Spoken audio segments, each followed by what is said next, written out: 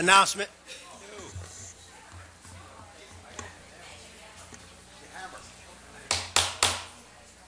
Thank you. I am requesting all cell phones and electronic devices be turned off in a mute position as not to disturb the meeting. Any member of the public also has a right to make an audio or video recording of an open session of a public meeting. A member of the public who wishes to record a meeting must first notify the chair and must comply with reasonable requirements regarding audio or video equipment established by the chair so as not to interfere with the meeting. The chair is required to inform other attendees of such recording at the beginning of the meeting. We will now call the July 12, 2011 Town of Wareham Board of Selectmen Sewer Commission meeting to order. May we have the roll call, please? Yes, Mr. Chair. All 5 selectmen are present. Mrs. Winslow is absent at the moment. So we have Mr. Schneider, Mrs. Begley, Mr. Holmes, and Mr. Cruz, as well as the town administrator present. Okay, we're going to dispense with the agenda for right now. We have a license and permit hearing at 7:15. A motion to open the hearing. I make a motion that we open the public hearing. Second. Motion made and second. All in favor? Aye. All opposed? Okay, Cafe Solitaire.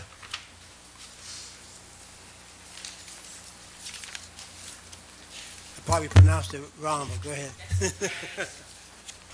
The floor is yours.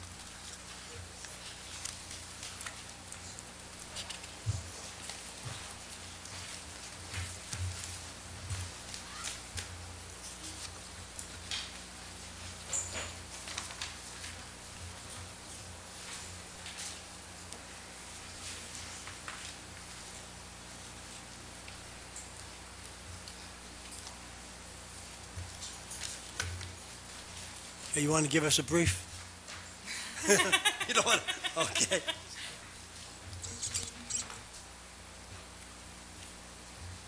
Mr. Clerk?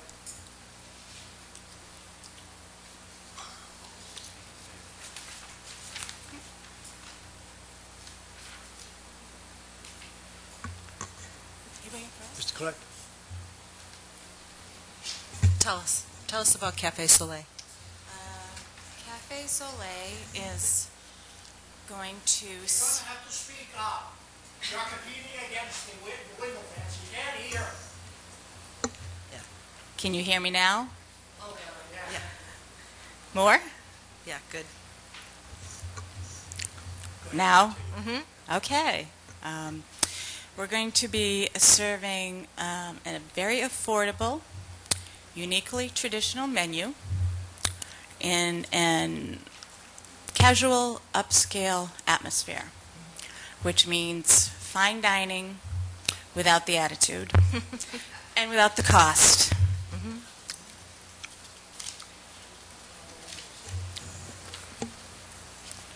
And you're located on Main Street? Yes, we are. It's a great time to give a good publicity speech for your business. Yes, we're right next to TD Bank on Main Street, 241. Mr. Chair. You have the floor. According to the hours of operation, you're going to be closed on, it looks like Monday. Tuesday. Tuesdays, you're closed. Yes, we're retaining our day jobs, so we're working our schedule in order to keep the prices affordable. We're keeping our day jobs, and we're going to open around those hours. And through you, Mr. Chairman, to Mr. Andrews, this license is one of the licenses from the jobs bill, is that correct? Mr. Chairman, through you to Selectman Holmes' question, this is, from what I understand, is a license that the town has recalled back that is not in the Wareham jobs bill, which is still located at a different location on Main Street and will be subject to recall. working with our legislative delegation. So this is a surplus license that would be voted by the board, Mr. Chairman. Thank you, Mr. Thank you, Andrews. Mr. Andrews. Through you, Mr. Chair, Mr. Andrews, which license was called back? Do you know? Not sure through you, Mr. Chairman, not sure the exact address, but I know Shirley had worked with Leanne to identify the appropriate license for this location.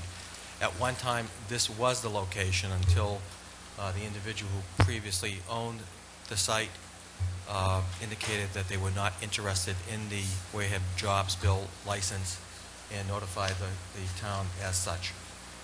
Thank you, Mr. Chairman. Any other questions? Yes. Hi, how are you? Fine, thank you. I saw your menu. Okay, you could They, read it. They included it in our packet. It's totally awesome. So it'll be Wednesday through Friday, 4:30 to 8:30. Yes, Saturday, 11:30 to 8:30, and Sunday, 11:30 to 5 p.m. correct.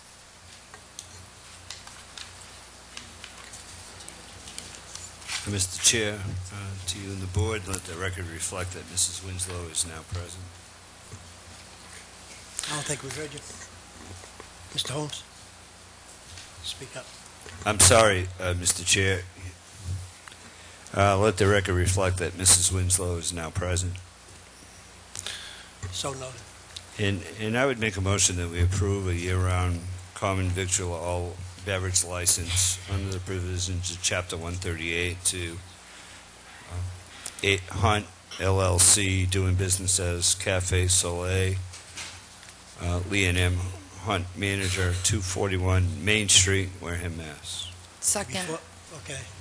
We need to go through the whole thing and then... Oh, wait a second. Time out. You got to stop. Thank you. Because we got to close the hearing first. Okay. Jumping the gun. Go to the left. Mr. Mr. Snyder, do you have any questions?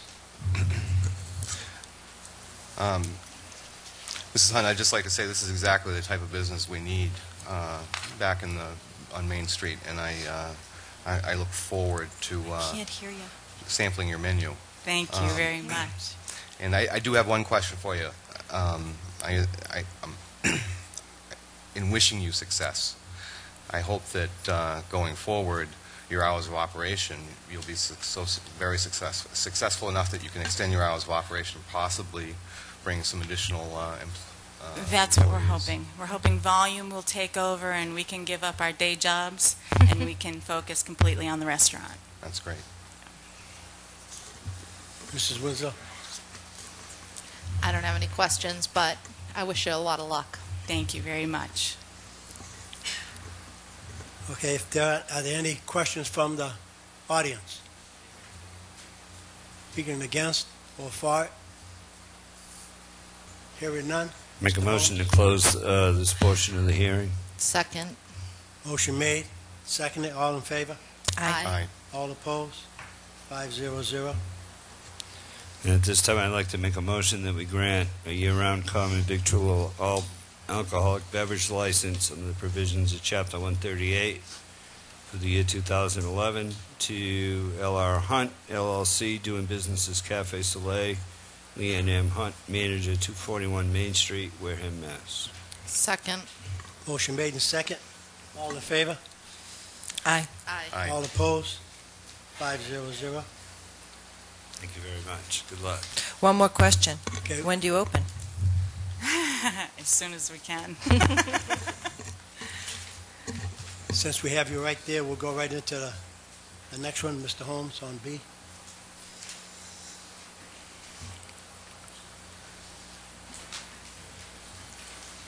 Okay, this is for same restaurant.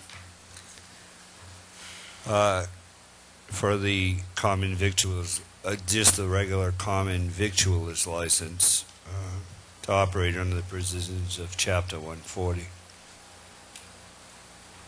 The hearing is closed. I don't believe we need a public hearing for No, that. no, we don't need one for this. So No.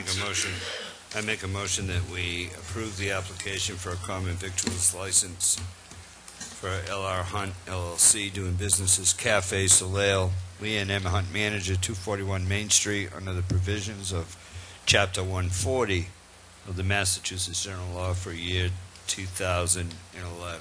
Second. Motion made and second. All in favor? Aye. Aye. All opposed? 5-0-0. Thank you very much. Thank you. Good luck. Thank you very, very much.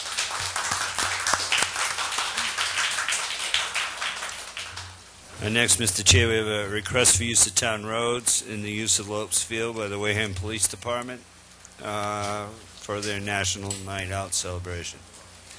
Lieutenant?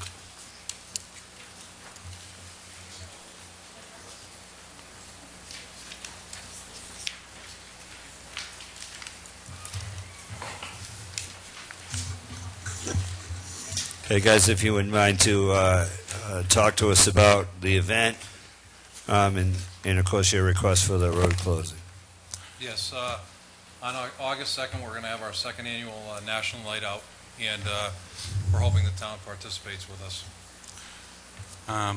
This is our second annual National Night Out, so I'm here to inform and invite you again. We're going to be kicking it off with the emergency vehicle responder parade. This time it's going to be a little shortened. We're going to do it from the onset pier to Lopes Field, and that'll happen at 5:45. We'd like you all to participate if you're able. And another added piece to this year is the police department is going to be giving the Stephen J. Brown Courageous Youth Award, and I would request if Mr. Andrews is available and willing, if you would present that award to the gentleman receiving it this year. And again, we have a few more things lined up this year. The smokehouse didn't make it from Carver last year. It is going to be there this year. Also, the Jaws demonstration, the canine demonstration will be happening, but we'll also have the jumpy. There'll be a rock wall this year too. So we're looking forward to seeing you all there. And again, I hope you can join us for this event. Mr. Chairman, if I could just briefly, this is a great program, and Joe, I give you all the credit in the world working with John and the entire public safety area. It was a great night last year. You've built upon that. It's a great way, wonderful way to get neighborhoods involved. I know Chief Stanley has been working very hard at that. And we had a great parade last year, superb participation with the Congressman Frank and Senator Pacheco and others. And so I just tip my hat to you, because it just seems that this happened last year so quickly, that all the planning that you've done, particularly to get youth involved in public safety programs and understanding how they can help us and work with us very closely on both the police side and the fire side, and the demonstrations were superb. So it's a great night out for families to have a lot of fun, but also to learn a lot. And I commend you for your hard work. Thank you.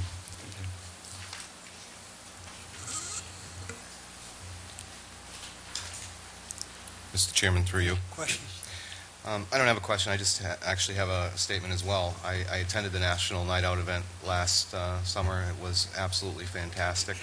I was privileged to attend a couple of meetings, your planning meetings, so I know how much effort goes into this. And I just want to commend everyone involved with this for, this is really what building community is. And you deserve a lot of credit, and I look forward to attending this year's event. Mrs. Winslow? I also had a great time last year. The only suggestion I have is that if you're going to do that parade again, let us walk. It's really hot in those vehicles with no AC. Absolutely. Ellen?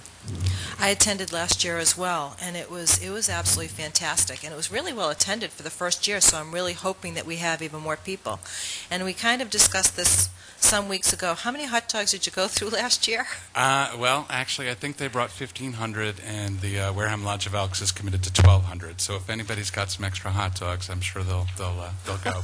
And just one other side note: we had Sound Tower play live music last year. This year, we're having Fun 107 who's going to come and DJ the event, and we'll have that music throughout for the night.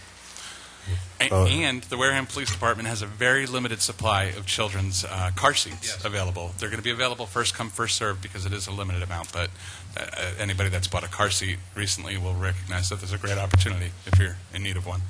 Come on down. There was also a number of children that, for the Child ID fingerprinting program, that went very well last year. So I would encourage anyone to bring their children in. It's an awesome opportunity. I think, Mrs. Begley, if I refrain from eating hot dogs that night, he'll have plenty being minus 300. There we go. We'll keep an eye on you. Being the queen of couponing, I can definitely come up with some hot dogs for little to nothing. All right. Yeah. There we go.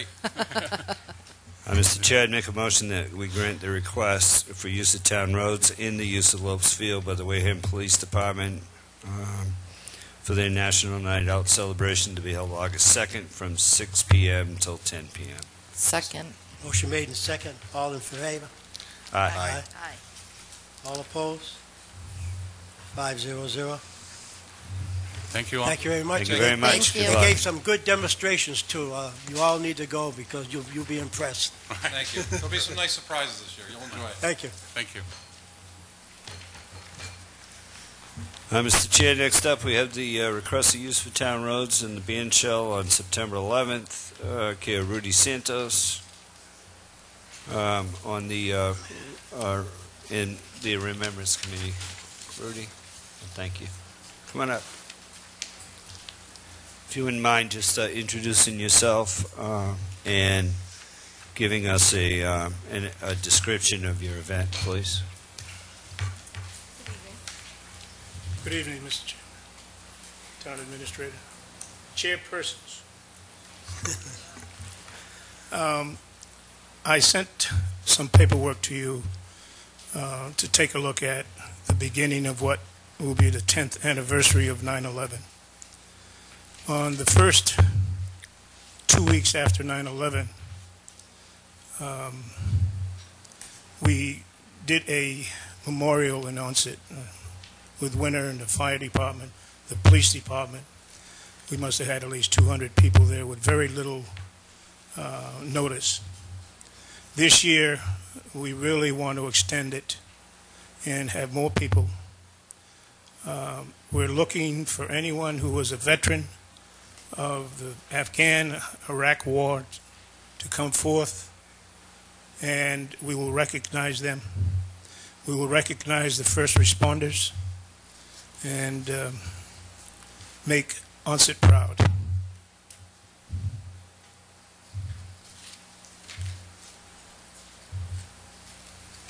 Mr. Chairman, through you, if I could, just briefly, Yes, Mr. Andrew. just to recognize, I met with Rudy and his committee.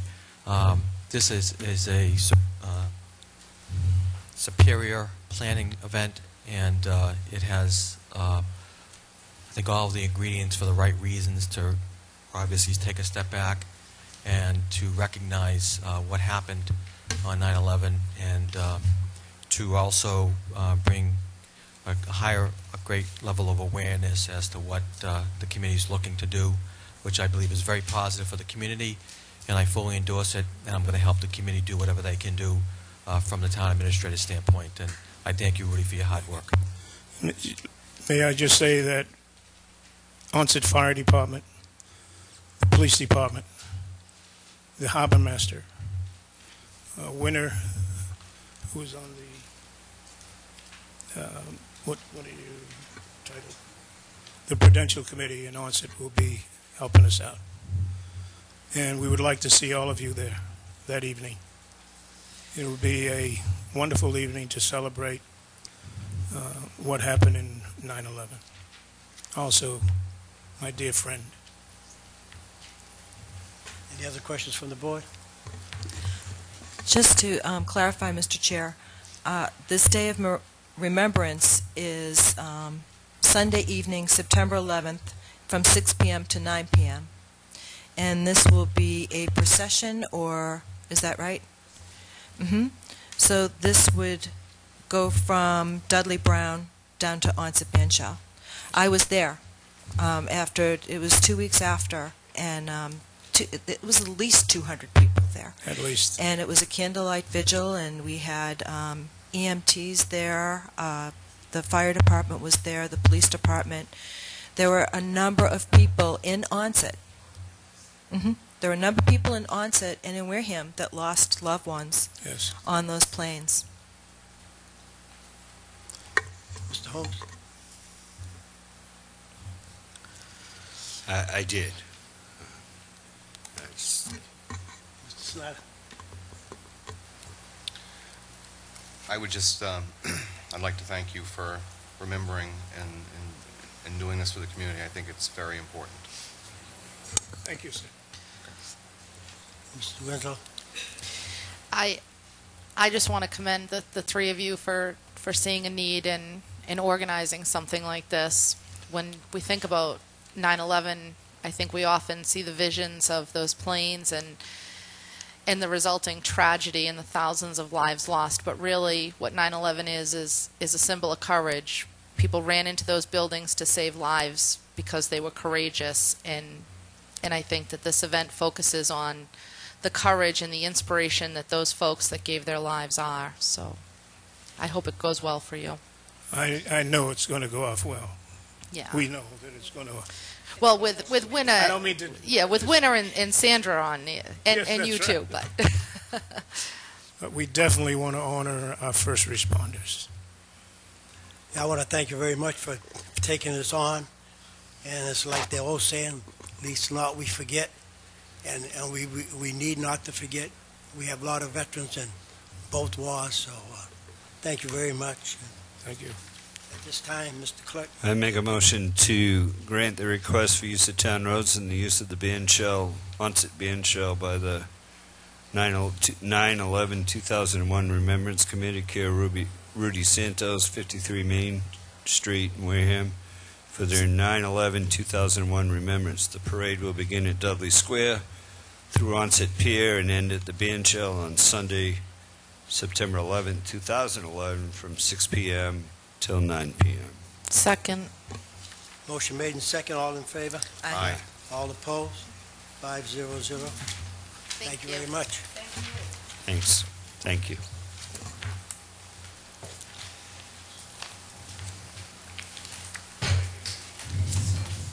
God bless you. Now we go back to the top of the agenda. Thanks for Are there any announcements, Mr. Clerk? Well, I did have an announcement on the National Night Out, but since we've done that, it's on August 2nd down at the Lopes Field. Also a weekly reminder that on Wednesday evening in Onset, we have the Summer of Love Tour. And on Thursday evening, we have the movie night out for kids. I did want to comment on their announcements, though, that I did swing by last week to that event for that little girl, and it was just tears at my strings with little kids that are sick. But the outpouring of people from Wareham really displayed what this community is all about when there's somebody in need. So I did want to thank everybody. I don't know the Pat family personally, but based on the large numbers of people that showed up, the family was very grateful.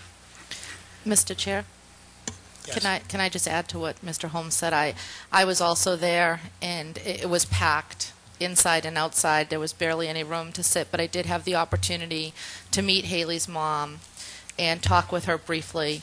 And she could clearly see the support that she had from the community, and I, of course, expressed our support for the family and what they're going through. So it was wonderful, and there will be future events planned for the family, so I'll make sure Mr. Holmes gets them. Oh, proclamation. It's for today. Oh. Well, I do have another announcement. It's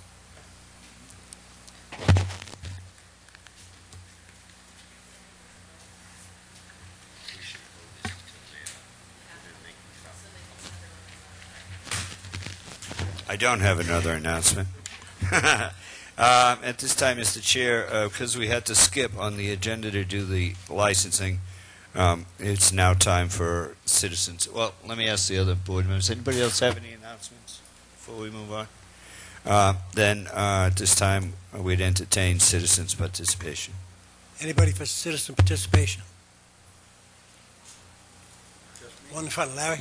No, there's a couple. Larry, you're first.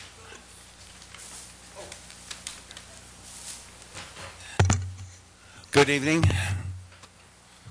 Larry Gaines from Friends of Wareham's Elderly. We just finished up a wonderful event here in town, as we all know. Is this coming out? Because I want people to hear me, especially at home. It was a real nice event with the Swan Festival. It was joyous. People were helping each other. I was lucky enough to have Mark and to have Alan Slavin put my tent up for me.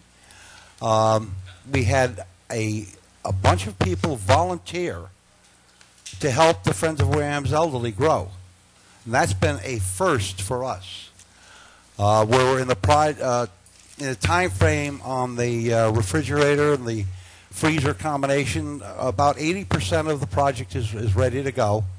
Got a few details we're working out.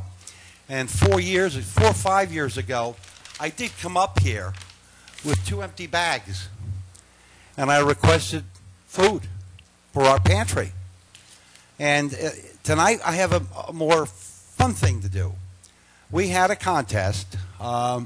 We were lucky enough to have donated to the Friends for our event a weekend at the Radisson in Plymouth on the bay with 2 breakfasts for 2 people. And we sold raffle tickets for it. And we also have a second prize that was a $25.99 restaurant gift certificate. And I've requested Mark if he would draw the winners tonight. So, may I do that? This will be a first for us. Step forward. First for me, too. Mr. Chairman, why don't you draw from it? No. Go ahead. You have the honors.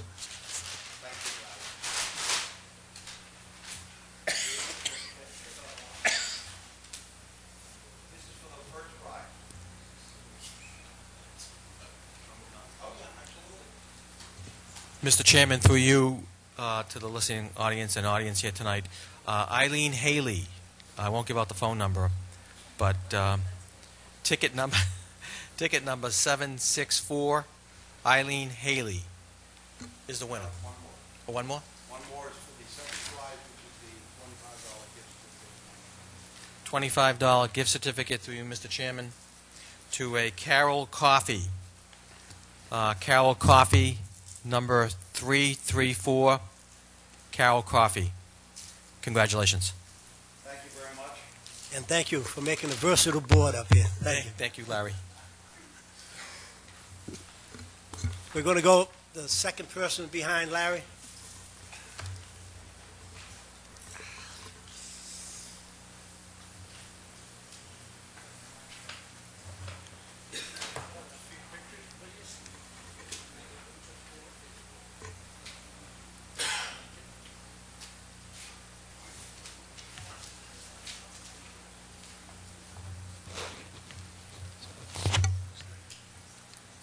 Good evening. My name is Paul Deloria. I'm from 2211th Street in Onset. I guess I'm here advocating for the people who live around East Boulevard and the East Boulevard Beach.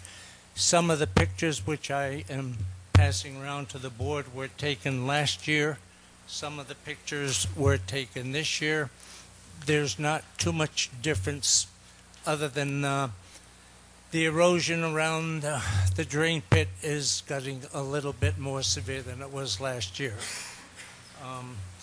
Last year we came before the board, I believe, on July 15th. Our concerns were about the new drainage project that took place over in the Mobile Trailer Park home. I believe it was to relieve as much as possible the water collection. I'm not sure exactly. I'm not a civil engineer, but whatever was done really wasn't done appropriately. They put that big dry well in just the other side of the boulevard on the beach side. And last year we came and we asked that there be some kind of protection there so people would not fall in. This year, it has gotten about 1.5 feet deeper, and there has been no protection to protect people from falling in. The drainage has gotten worse. It used to be the drainage was going out of the drain pipe into the bay. Now it still goes out into the bay, and I don't know why the pipe was ever put there because it's directly in the swimming area.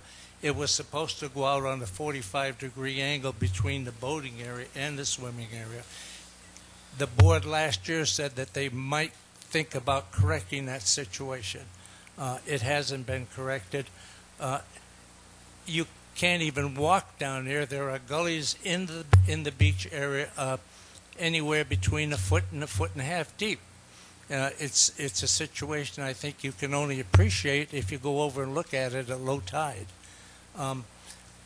The rocks on the right-hand side as you look down towards the bridge, they've been forever, and it would be nice if we could get some kind of a cleanup over there and some kind of we were told that it would be taken care of last year. This year it hasn't been taken care of, and the situation is much worse. I had an appointment with Mr. Andrews, but he got lost somewhere in Onset, and we finally got together, and I have an appointment with him on Thursday afternoon. But I think, as you say, some of you have visited over in Onset to the VFW and into these various things. It would be nice if you would drive over around 22 or East Boulevard and look down at the beach at low tide, and hopefully you can conceive about doing something for us. For many, many years we've been trying to get that as a beach, and finally it has been recognized as a beach about 2 or 3 years ago. Unfortunately, it seems so that our beach has been forsaken for every other beach in town. So I know you have a big agenda. That's my concern here, and like I say, I guess the only reason there are not more people from the area is because I was just over at the town hall noticing that the meeting was tonight. So I appreciate anything that you can do. Not only I, but anyone in the area. I had my great-grandson down there the other day, and unfortunately it was relatively low tide, and by the drain, and by the way, not only water is coming out of the drain, I don't know what else is, but it creates such a slime on the bottom of the bay that I couldn't even get him out of there, and I was slipping and sliding, and thank goodness we didn't fall in. He might have saved me anyway, but thank you very much. If you want to keep those pictures and give them to Mr. Andrews, so that'll take that off my shoulders. Any questions that you might have? Mr. Andrews? Mr. Chair?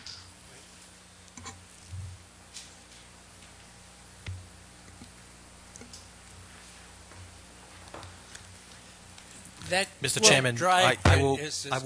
Excuse me. I'm sorry. I think it had a matter to do with the tide shift when I talked with you last week about the site visit. I will bring Mr. Gifford out to the site, and now that I have the pictures, it's pretty clear as to what the issue is. Happy to connect with you, and I know you had to run some errands that morning, but we'll catch up to you tomorrow, Thursday afternoon. Are you Mr. Gifford? No, I'll bring Mr. No, Gifford with I'm sorry. me. Okay, No. thank you. Okay. I had invited him for a cup of coffee, but he never showed, and I don't blame him because I make very lousy coffee. Mr. Chair? Mrs. Winslow? When we saw the pictures for the first time last year, I thought that there was some discussion about having Mr. Gifford go back to the contractor who had done the work. Does that ring a bell to anybody? I don't know. We'll just have to take a look at it Thursday. And Thursday's usually my day when I do take tours of the town with I would appreciate that very much, sir. I'll definitely be by there and take a look at it. It was never an illustrious beach like the front beach, but it was always a very good swimming area for the people who live by the back bay. Especially me, I just walk down maybe 100 yards and I'm in the water, which is almost every day. But thank you. That was mentioned going back to the contractor, but I'm not sure if he's out of business or gone or a food coop or whatever happened. Well, that was going to be the second half of my question, was if what happened after that, and maybe Mr. Gifford could give us a report through Mr. Andrews, and the contractor would have had a performance bond or some type of something when they contracted with the town, would they not have? And if it wasn't done appropriately, I mean, obviously the more time that goes by, the less likely we're going to be able to recoup any money. But it would seem to me that putting a pipe into a bay like that, discharging whatever it's discharging, it's certainly not helping keep the water clean. Thank you very much. Mr. Snyder? Sir, I just, if I may, I'd just like to know, was it the beginning of the summer or the end of the summer last year that you came before? July 15th. July I have 15th. the exact date here. Thank you very much. It was actually almost a year ago Yes, to the day. And I wouldn't have been here this evening, except, as I said, I was harassing the people over in the offices in the town hall today. Yeah. But Thank you for coming. I remember the conversation. I thank you for that. I thank you for your time and your consideration. Thank you very much. You know, I seem to recall something about a fence or some kind of a protection on that area where the rocks are. It looks like a sump drain or something there. I don't know. With the big rocks and the grass on either side, and it does swoop down there. And I do remember something about there was supposed to be some protection there. Because at night, if you're not paying attention, you could walk right into that thing. Right. If my memory serves me correctly, and it may not because I'm getting older every day, but I thought that Mr. Gifford was going to meet with or talk to the contractor who did the original work, and they were going to go out there and make recommendations. Mm-hmm. Is that your memory of that? Yes. Okay. Yeah. But So it never materialized. Right. So I'm wondering, Mr. Chair, if it's possible for us to ensure that that takes place and that this issue gets addressed. It's a safety issue, as Mr. Holmes mentioned. I mean, somebody could hurt themselves. We certainly don't want somebody getting into a bay if they can't have sure footing and slipping. I think we just addressed it. Mr. Andrews is going to take a look at it Thursday, and I'll make sure that I'm with the two of them when we do take a look, and we can check the contract and see what inspires after that. I would like to be there if you have a approximate time, perhaps. Yeah, we give Mr. Andrews your phone number, and we'll Okay, call you. he has It'll be it already. sometime- He Okay, it'll has be it. sometime afternoon. Thank you. Okay. I thank the board for the time and the consideration. I'm leaving one other selectman out. I haven't missed out. Okay, I think she's satisfied. Thank you. I think we had one person on the right-hand side. Oh, we had, I think we had.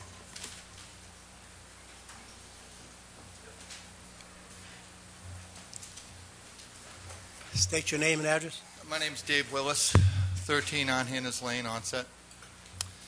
I'm here to follow up on a request to be placed on the Selectmen's agenda that I filed on June 28th. At that time, I was told I'd get a response from you, sir, Walter Cruz, and to date I haven't. So I'm here to formally ask for a request to be placed on the Selectmen's agenda Mr. as soon Chair. as possible for July 26th. It was my hopeful date, but if we can make it after that, it would give me a little more time for preparation. But Mr. Andrews is aware of my cause. It's an anti-litter campaign for the towns of Onset, Wareham, and I've been doing a 10-year study, photojournalist study of the litter and trash in this community. And I would like to show you and the town a slideshow presentation that documents how real and how tragic this problem is. And so I've put together a 5-minute slideshow presentation to show you how real and tragic this problem is. Then I'd like to open it to a short discussion, and then I've got another short 5-minute slideshow which offers positive solution options to our problems. That, to me, would just be the beginning of a conversation that needs to start, and Onset Wareham's first ever Clean Streets, Parks and Beaches Committee. And I would love to be a part of that committee. On that committee, I'd like to invite Chief Stanley. I'd like to invite the Board of Health, Bob Ethier. I'd like to invite Mark Gifford. And I'd like to invite Dave Pichette. I don't think those are all key players in this committee. So that's why I'm here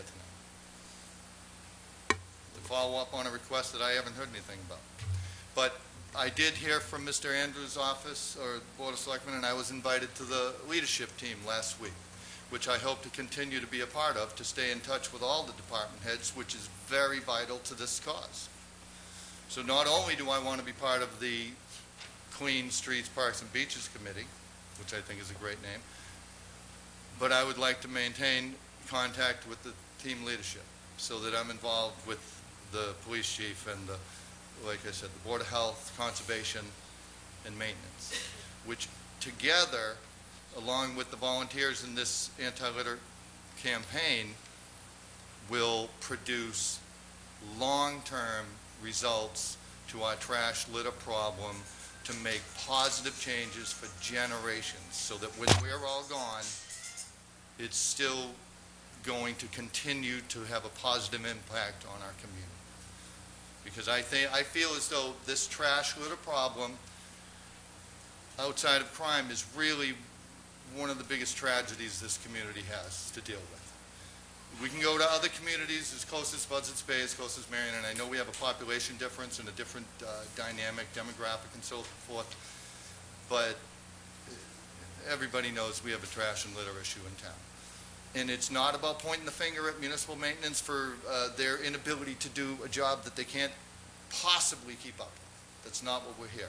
I'm here to invite those key department heads to a committee so that we can come up with real resolution. And I'm bringing it to this forum because it needs to make law, it needs to make bylaw, it needs to make policy that's positive, that we can maintain so that when we're all gone, so that when my volunteer efforts stop, or when Dick Wheeler's volunteer efforts stop, or when Rita LeBoulier's volunteer efforts stop, when we're not here anymore, there's something in place for us to move on. And I don't feel now that we have that. And whether it's inability to have money to have maintenance men, or the covers for the barrels, then part of this new committee would involve research where we can find the money. Grant money for solar-powered trash compactors and recycle stations in lieu of uncovered barrels. Less barrels instead of more. Lean towards a pack-it-in, pack-it-out type of a policy, which then would lean towards enforcement. You remove barrels, now you have to enforce litter as a crime.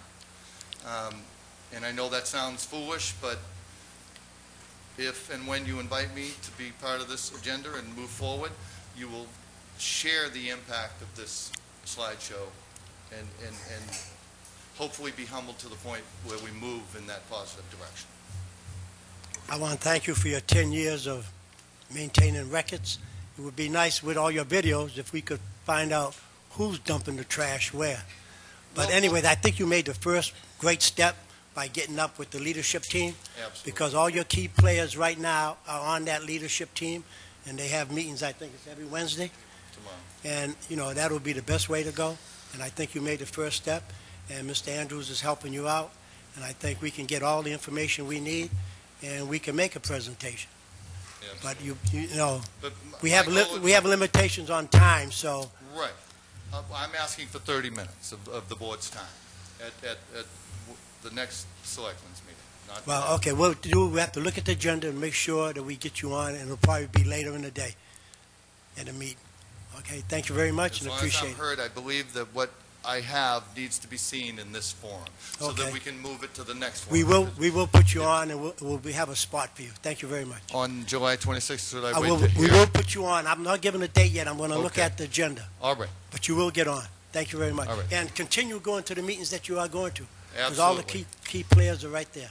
Thank you very much. Thank you. Mr. Chair, can I just make a comment? Sure. There, in addition to Mr. Willis, Mrs. Bruce just recently did a weekend cleanup, and I know I saw an email come across our email system about a young girl who was also invited to the leadership team meetings. Is it possible, and not tonight, but maybe we can just put this issue on our agenda? It may not be a bad idea for us to connect these few people who are all working towards the same goal, so they can work together with the appropriate department heads. Yeah, I think the concept of going to the leadership team will encompass all that, because we can get the key players to get together, and we'll have one objective. Right, I understand that, but the girl, the younger girl is a school-age girl, so she'd be going back to school in the fall. So I guess what I'm suggesting is that we just have an agenda item for a discussion on what Mr. Willis suggested, perhaps forming some type of committee or something, and inviting those people who have been working hard. I mean, I know Mrs. Bruce just did 2 or 3 straight days of litter cleanup last month, I think it was, and filled tons and tons of trash. Thank you very much. Mr. Chairman, if I could, through you to Member Winslow, Penny did come in and meet with us the week before. Mr. Willis joined us last week, so we're happy to. Penny's a very excitable and very energetic individual. She's going to be part of the solution, which I have put, hopefully in a sustainable way that happens over time with the combination of resources. And she has already met with the leadership team, and we've asked her to come back on a rotating basis, as we have also to Mr. Willis. Thank you, Mr. Chairman. Mr. Snyder, do you have anything? I guess someone stepped up already. Can I just follow up, Kara? I've been emailed by people that are in touch with Mary Bruce and about 120 other supporters, so we are gathering forces just to follow up. Thank you. Okay, next speaker. Thank you, Mr. Chair. Dave Walton from District 3. Actually, the only reason I'm speaking, it's still in relation to what we just discussed, because that is a very big pet peeve of mine. And I think the one thing that was not mentioned, it is absolutely imperative that we find a way, starting at a very young age, to instill pride in our community. Because if we don't start with young people, it will never go any further.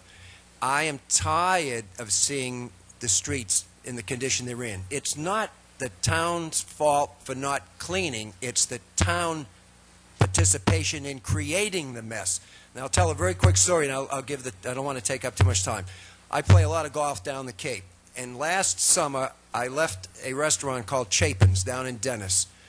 And from Chapin's restaurant, a couple of back roads, you come out to Route 6A, about 5 miles on 6A, heavily traveled during the summer. And then on Union Street, another mile or so, and you get on the Mid-Cape Highway. And just for the heck of it, I was pulling out of the parking lot of Chapin's, and I saw a beer can on the side of the road. And it sounds weird, I admit, but I just happened to look and said, boy, you don't see that very often. So as I'm driving along, I started counting rubbish that was something that can be picked up. Now, that's about 6 or 7 miles of driving on heavily traveled roads during the summer. 3 pieces of rubbish. That's all I saw. Now, I'm sorry, I might have missed something because I don't want to get in an accident. 3 pieces. Now, last April, right after snow left, I was in the same area. A friend of mine has a house there. When I left, I started for the heck of it, just started counting on that same road. I saw, it was terrible. I saw about 9 or 10 pieces of rubbish. Now, we come back to Wareham. Every morning I come down Great Neck Road, Stillman, Great Neck, Indian, onto Minot, downtown to get a paper. I've watched people out there picking up, cleaning the roads with their bags and everything on one day. Within 24 hours, it looks like the town dump along that road. And it's not just that road. And it is repulsive. But if we don't, and it's all pizza boxes, McDonald's, I'm not blaming just them, but that, quick food service, cans, you drive along and see people, it's finished half of their morning coffee and it's cold, and out the window it comes. If you don't treat people and teach them to have pride in the community, you will never have enough manpower to keep the roads clean. And that's the thing, to learn to love your community. Thank you. Thank you very much. One more person? Yep. Thank you.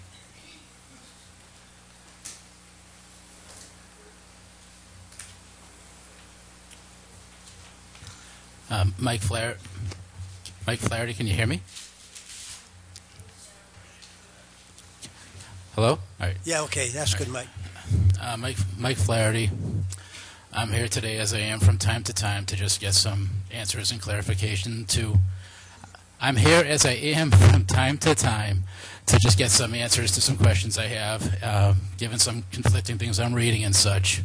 I've posed a bunch of questions to Mr. Andrews, and I'll follow up with him later. We've been playing phone tag, but since tonight's a selectmen's meeting, I thought I'd ask a couple while I'm here. Back in January, this board, Mr. Andrews announced that the civil service exam had been called for. I'd like to know how that's progressing. I'd like to know how the civil service exam is progressing, the one that was announced in January. Mr. Andrews? Mr. Chairman, through you to Mr. Flaherty, who I know we traded at least 3 phone calls. Yeah, at least, yes. The Civil Service Commission has been appraised that we have appointed a chief of police, so that closes that process down. We can ask for, in the future, if this board, myself, requests it, additional programs, including some of the more modern techniques to select a chief. We have a chief who's under agreement for a 3-year contract at this time. All right. I was just curious how that worked. I remember it was requested, and I thought it just fell off the plate, but I guess it's done at this point. Yes. We have notified Civil Service that we have a lateral transfer from the town of North Andover to the town of Wareham, a civil servant, Mr. Richard Stanley. All right, thank you. And just one more question regarding the town accountant. I'm curious of the status of that. Is there another hearing scheduled for her? Mr. Chairman, as you know, and through you to the members, that's why I asked you to call me, Mike. This is a personnel matter of which I don't intend to make public comment at this time. Okay, I can respect that, but can we at least know if the former town accountant is being paid during this time? The town accountant under Section 7.9 of the town charter has been followed to the degree that she is being paid, as she is on leave until such time that that hearing process is concluded. Thank you. So the answer is yes. You're welcome, Mr. Flaherty. Thank you. Thank you very much, and that's going to end the citizens' participation. I'm sorry. There's one more in the back. How can I miss you, Al? You're going to have to talk loud, too. Good evening, everybody. I was here about 2 months ago asking some questions on our current sewer projects, and I've not received any answers, so I'm just going to refresh and ask simply the yes or no to my questions. The first part that I have has to do with the tax credit that we were told we were going to qualify for when the projects were first put forth to us in Sections 1 and Section 2. The reason I asked the question is, under the IRS rulings, as far as the law goes, you have to have a failed system or it has to be a federally mandated program. I checked in with the town, and both those issues I got negative responses to. So what happened before is the town had supplied a letter which basically said the individual homeowner qualifies for tax credit, and that goes in with their application to their accountant for the IRS rulings. And as of right now, it looks to me as if, at least for the projects 1, 2, and 3, which are on hold, unless your system has a failed septic system or a cesspool, you don't qualify for tax credit. Now, we've been promised that from the beginning, and I'd like a simple answer. Do we or do we not qualify? I can't hear. Do we or do we not qualify? Mr. Chairman, through you to Mr. Slavin, and I'm happy to provide a copy to you. Yes, you are correct. The town did send out at its own cost to all the residents that were involved. This is a state program, and there are codes of Massachusetts regulations that I'm happy to go over with you at any point.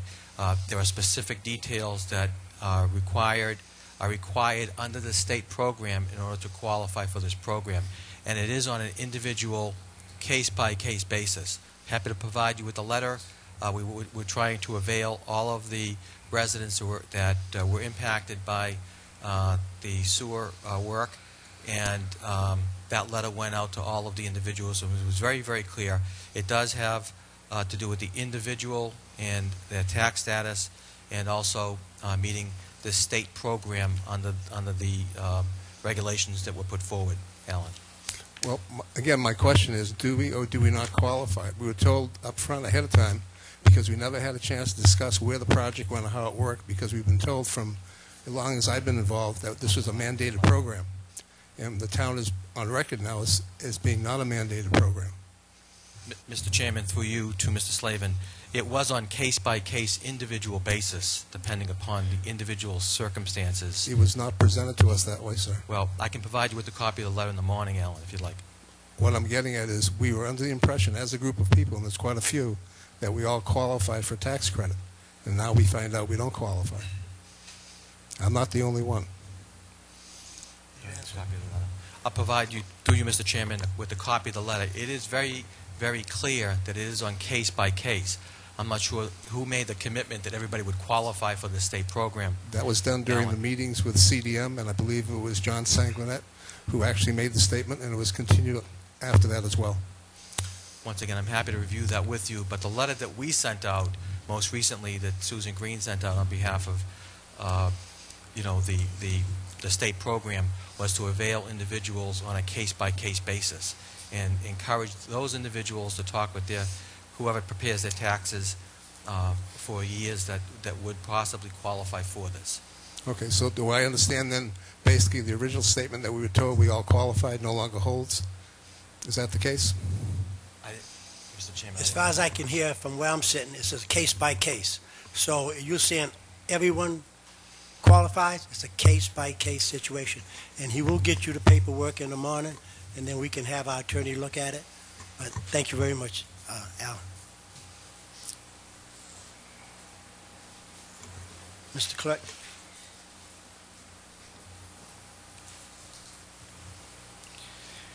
Mr. Chairman, okay. Next on our agenda is the discussion of Westfield. Mr. Chairman, if I could, I do have a packet, and we do have all of the exhibits that were requested from the planning department and zoning officials and water and sewer mapping. There are changes to be made on pages 21 and 22, which I will make in the morning.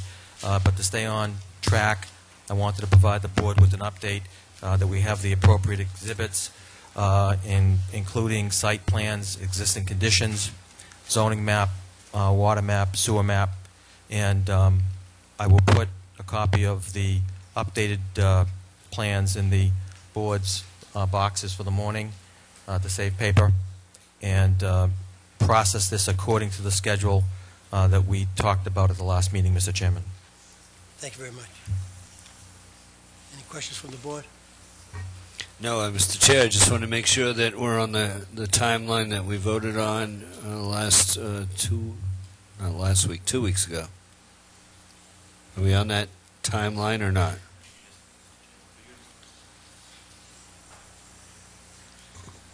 What was that, Mr. Andrews? I don't think you... Sorry.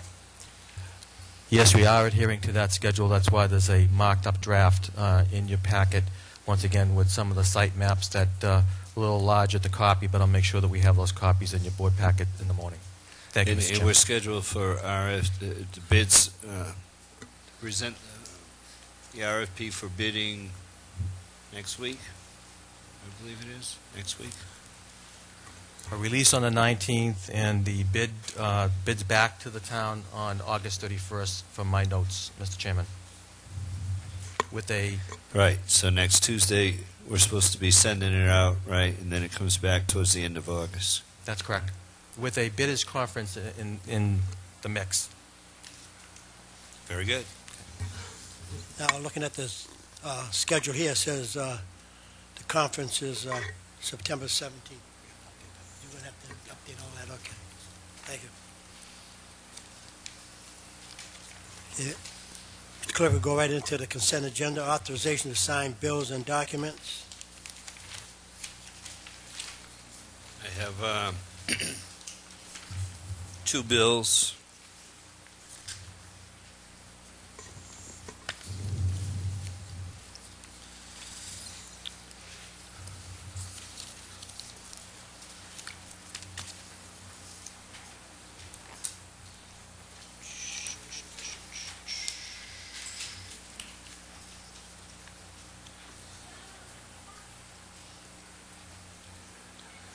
Just give me 1 second. I want to make sure I have the right numbers. The first bill is contract number 2. It is estimate number 11 on the top right-hand corner of the page. And this is the balance due the contractor on this estimate, which is a total of $184,570.72. Everyone has a detail in their packets. And this will bring, I don't believe that number, 61%. I think we're above that. But this estimate is due and payable, which brings the total to date on this project at $3,105,269.26.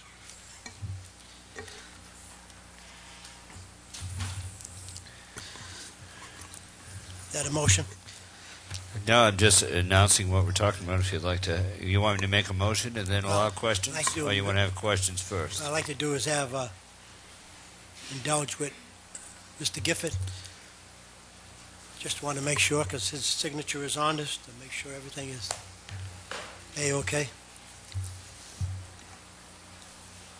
Do you have a copy with you? No, I don't. Okay.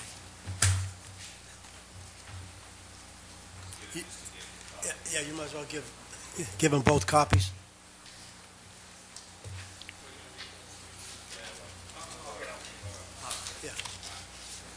Yeah. Here's the other one.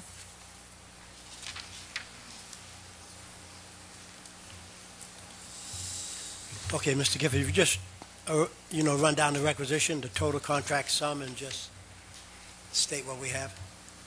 Yes, this requisitions for 184,570.72 is the estimate for contract number 2. And actually, you should have gotten a cover letter with both of these bills, although I don't know if you have them or not. We don't have them. No, we don't.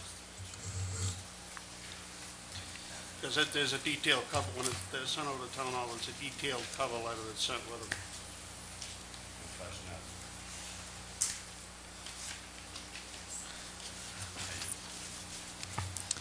Yeah, I know there wasn't one in my package, Mr. Chairman. There was not. I know. I know there wasn't. Yeah, you're absolutely correct, because most of the time we do get that cover sheet, and I'll explain it, but we can go right by this one. I just want you to clarify and make sure everything is correct according to their requisition. Everything is correct. That's correct. Actually, this was received back in June 15th, so it's way overdue.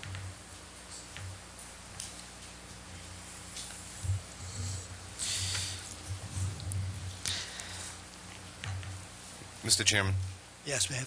just through you to Mr. Gifford, what are the types of things that are usually listed in that?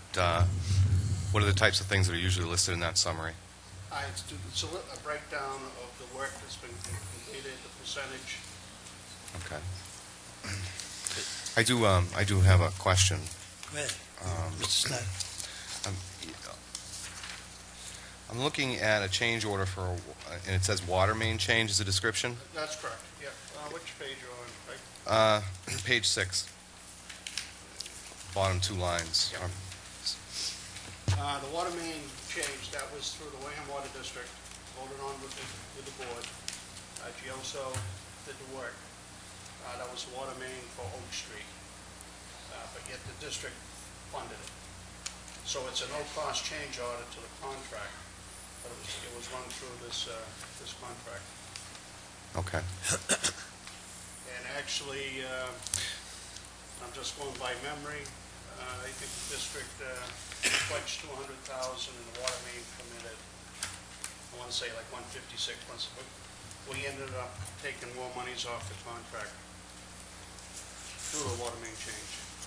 Okay, I guess my question would be how does the town get reimbursed for that, though? That's already been paid, reimbursed, and I'm not sure the exact procedure. The district issued a check to the town Right. for the monies. Okay. I guess my concern is just that it gets followed up on because it's a large number.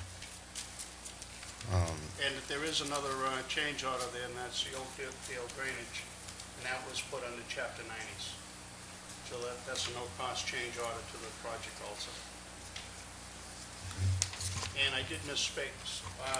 It wasn't the water main on Oak Street, that's contract 1. It was water main on Sandwich Road.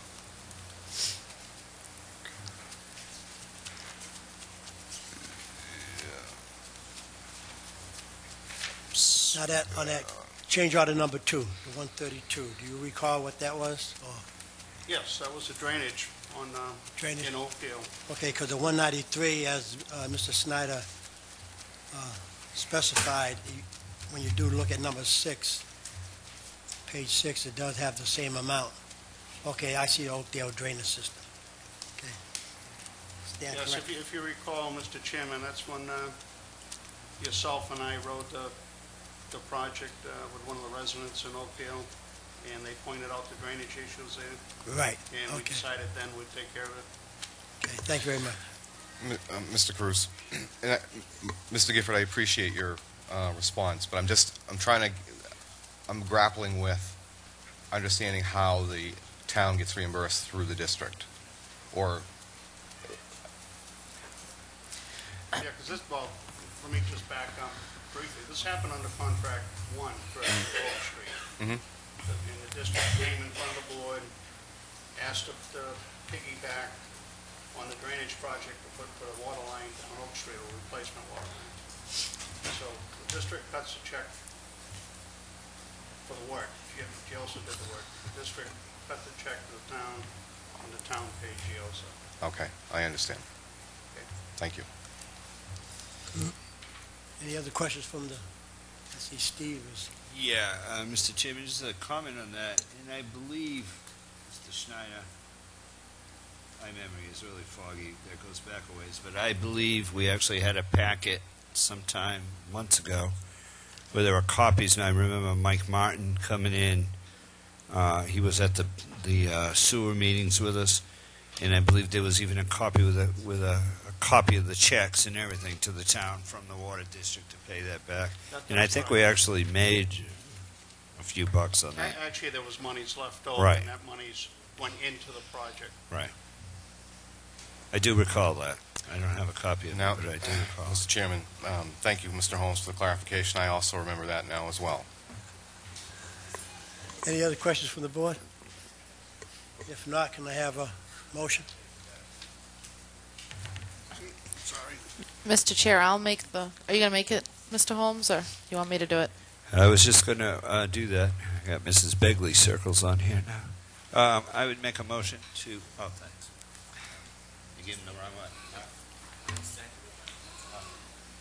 I make a motion that we pay under contract number 2, project number CWSRF 3022, estimate number 11, in the amount of $184,570.72.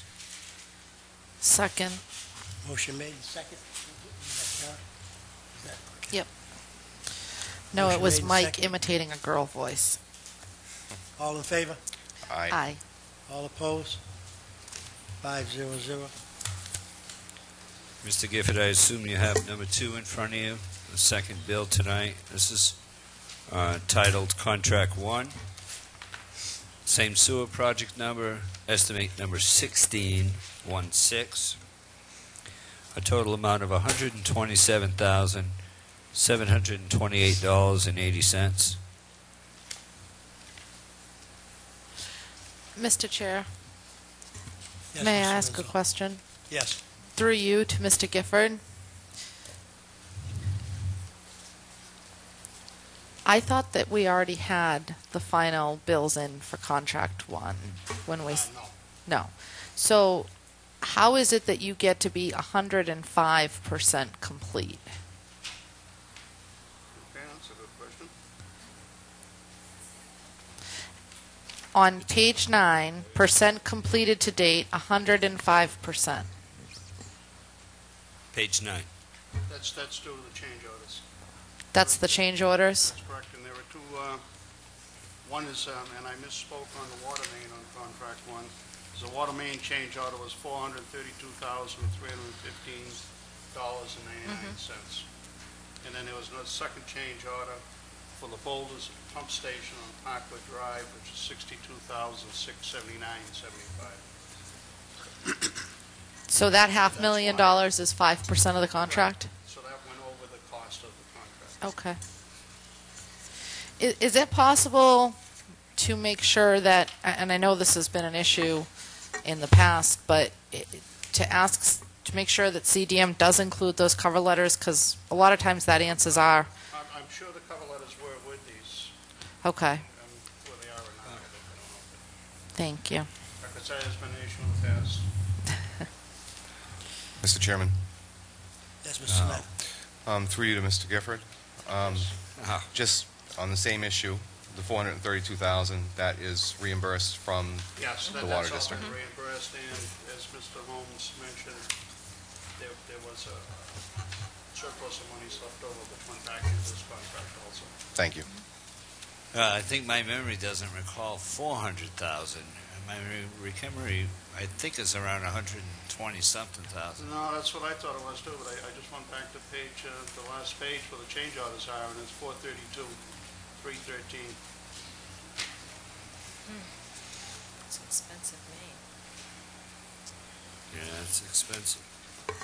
Now, Mr. Gifford, and maybe you can't answer this question, but my question is, since we're now, this is a final bill for contract one, will there be any more bills on contract one that you know of? There will be bills from CDM because they've got to do all the shop drawings and finalizing all that. What were all these bills that we're looking at tonight, this is contract one, and any of these other CDM bills in contract one, were these all figured into the betterment that we charge those residents? That's correct. It was. It all goes towards the betterment, yes. I didn't ask you that. What I'm asking is, we set a betterment fee for residents in project one. We've already done that. Yes. Was all this money included in our calculations of that 15,000 and change? I believe so.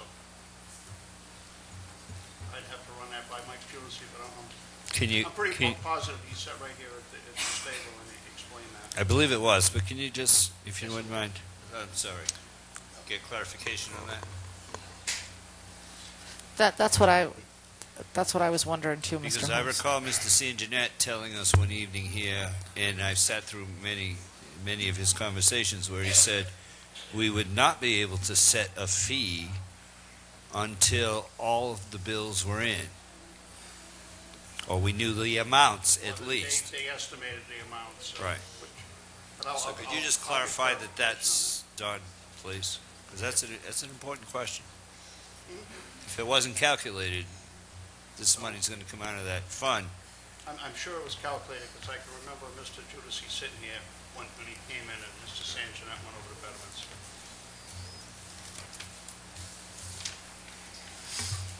Any other questions from the board? I have one question. So, Mr. Gifford, the change order number one was reimbursed by the district for the water main. So that doesn't go into the betterment, correct? Because that comes out of district funds. So that's the separate tax district, et cetera. And the Parkwood Drive pump station, the 62 and plus 62,000 was a result of changing the location of that pump station, or no? No, that was a result of something that was unforeseen. They discovered a number of large boulders where the pump station was going. I recall now. Thank you. Any other questions from the board? If not, I entertain a motion. Mr. Chair, make a motion that we pay under contract one, project number CWSRF 3022, estimate number 16, in the amount of $127,728.80. Second. Motion made and second. All in favor? Aye. All opposed? 5-0-0. Thanks, Mark. Thank you very much. Oh, the ones with the holes, that's going to be Mark's. It's yours?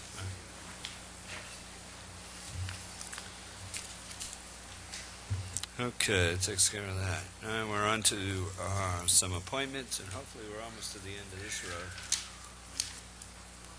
this year. We have the Minot Forest Committee.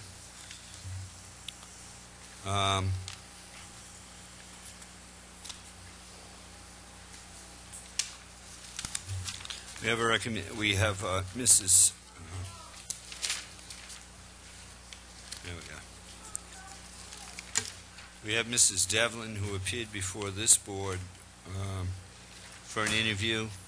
She went before the local board for an interview. We got all the members of the Board of Selectmen have received the recommendation from the Minot Forest Committee.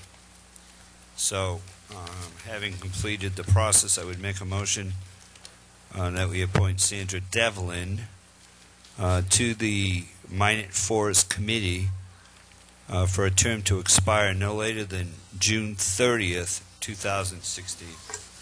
Second. Motion made. Second.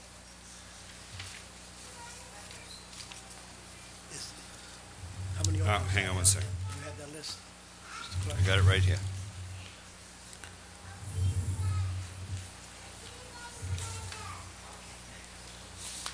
Hang on one second. I don't have it right here. I don't have an updated list on that. I'll give you 5 years. Who's the liaison to Minot Forest? Do you know if it's 5 years or not? Oh, you weren't covered. Yeah. Since that wasn't seconded, was it? I seconded it. You wanna I'll take withdraw that? my second. Yeah, I make a motion that we appoint Sandra Devlin to the Minot Forest Committee for a term to expire no later than June 30th, 2014. Motion made and seconded by Mrs. Begley. All in favor? Aye. All opposed? 5-0-0. Okay.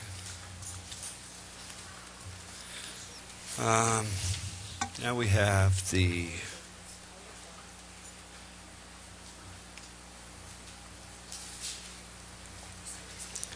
we're still back on this, aren't we?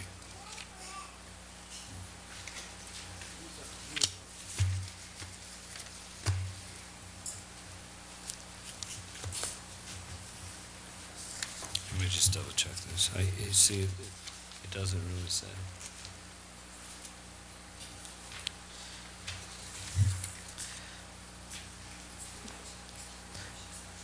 Yeah, no, it's 3 years. This is, the next one's a reappointment, right? Yeah, he's a reappointment. Got it. Okay, I'd make a motion. I just want to make sure I make a motion that we appoint Malcolm B. Finney to the Historical Commission for a term to expire no later than June 30th, 2014. Second. Motion made, seconded by Mr. Snyder. Mr. Schneider. All in favor? Aye. All opposed? 5-0-0. And the last piece of business on appointments tonight were interviews to the Board of Health. 2 weeks ago was very difficult to hear in that building, and I got to tell you that what I thought I heard, I wasn't very comfortable with to take action. So I did call the chairperson on Friday, I believe it was, Mr. Cruz, that I Yes. called you. And my issue was, if I understood it correctly, we were going to re-interview individuals, or one individual, that was not interviewed by this board, these current 5 members. And I was just uncomfortable with that, and I wasn't sure if that was exactly what the intention of the board was, to be honest with you. And why wouldn't we invite the 4 people back that we didn't all invite? That we didn't all interview. Well, that's what I mean. I'm sorry, interview. Mr. Chairman, through you to Mr. Holmes. I think my assumption with respect to that particular issue was just the mere fact that the Board of Selectmen, the 2 new Board of Selectmen hadn't received that application, simply. And that was just... Yeah, see, that's what Walter was, I'm sorry, Mr. Cruz was saying to me on the phone, that he thought it was about an application issue, not an interview issue. I thought it was about an interview issue. So he actually invited the person. And then I said, well, let's put a stop to this until I'm clear on what the board's wishes were. I understand if you didn't because obviously this runs from term to term. But my impression was I was inviting someone to come when I didn't call the other 3 or 4 people to come for an interview because you all weren't here. Correct. I think you were here for one of them, and the other 3 you weren't here yet. So I was very uncomfortable doing that before I came back here and we just paused for a week and let me get it right. So, what exactly is the pleasure so I can get it right for the next meeting and we can be done with this? You just want all of the applications, or you want folks to come for an interview? Well, through you, My Mr. Cruz. suggestion, I think we all know the applicants. We all had their resumes. I think we can go forward and just appoint them next week.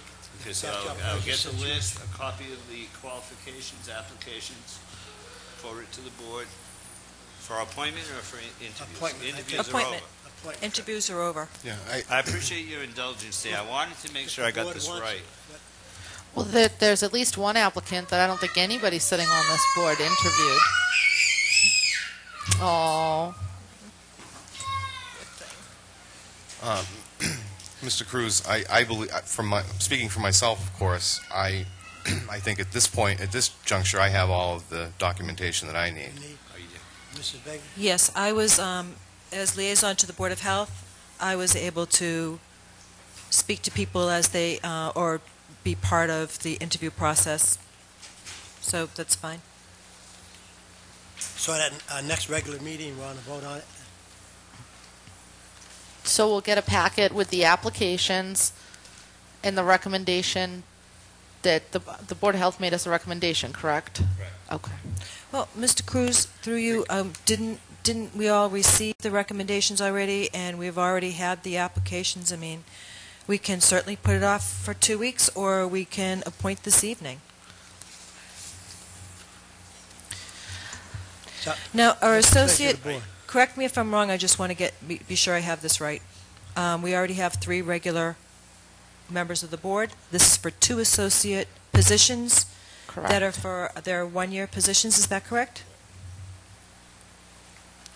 And they don't have, there's no voting powers. I understand.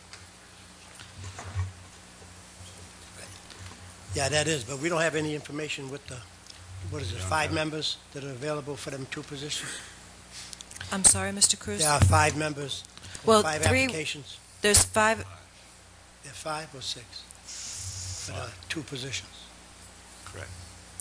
Wait a minute. And we don't have the application, we don't have any information in front of us as of right now. I didn't bring it because So why don't we just go ahead and put it off I didn't ask Janet for until, it because I was unsure of what I was being asked, and I was... Okay, we'll put it off until the next meeting, and we'll have the, was it 5 or 6 We for the 2 interviewed one appointments? at the high school just before town meeting. Right. I don't want to mention his name. I And don't as want of to right mention now, the names. applications we have is what's on file. We're not accepting any more because we have the 5 or 6. Or accept, we always accept, but there's no more in this process for now. Can't keep this thing going on forever. So I appreciate it, and I'll get the packet, and this will be done. And I believe, if there haven't been any outcries from liaisons, then I think this will wrap up our annual appointment. CETA. Thank you. process. Cedar. Thank God. CETA. Cedar. Well, we have Cedar. I can give you an update on that. Yeah. Well, it's under appointment. So, the gentleman we interviewed last week came yesterday for his interview with Cedar. So all the Cedar candidates have been interviewed by the local board, and we're just awaiting the recommendations from that chair. So at the next meeting, we can do both. Board of Health and Cedar, get those wrapped up. Thank you. Anything else? Any other boards that you've all run into that? Will that complete this process? Yes, thank God. And now if we can continue, we'll... Oh, and while I'm at it, I've always given this report at this time. We did forward the press release to the office for the road commissioners. And we put it out, basically it was about the same schedule as we discussed, that we'd give them a few weeks or whatever it was to get their applications in. We would do the interviews in August and ready to appoint by the end of August. So, and that's for 4 public members. The chief of police is the ex officio on that committee with the planner, John Charbonneau, and Mr. Gifford, director of maintenance, in 4 public individuals. So that press release, you should be seeing that hopefully in the Courier, Wareham Week. That's about what we got for local. I didn't ask them to put it in the Standard Times. If you prefer I do that as well, I could do that. But I just figured Wareham Week and Wareham Courier covers the town. Will that also be on the town website, Mr. Holmes? And that will be up on the website as well, yes. Anything else? If not, town administrators report. Mr. Chairman, through you to the listening audience and to the audience here, Mr. Chairman, if I can beg your indulgence and bring Mr. Mark Harriman up from Digital Credit Union to give us an update, quick sketch. We've been working very closely on the Bay Point matter, and Mark, I know you have business south of us. So with that being said, through you, Mr. Chairman, Mr. Mark Harriman, Senior Lender for Digital Credit Union. Mark. Good evening, Mr. Chairman, board members, Mr. Andrews. Thank you for having us for this update tonight. We appreciate that. As you know, Digital Credit Union has foreclosed on its mortgages on the Bay Point Country Club. Let me first start out by saying I have to apologize to the board. There was a miscommunication between DCU and our attorneys.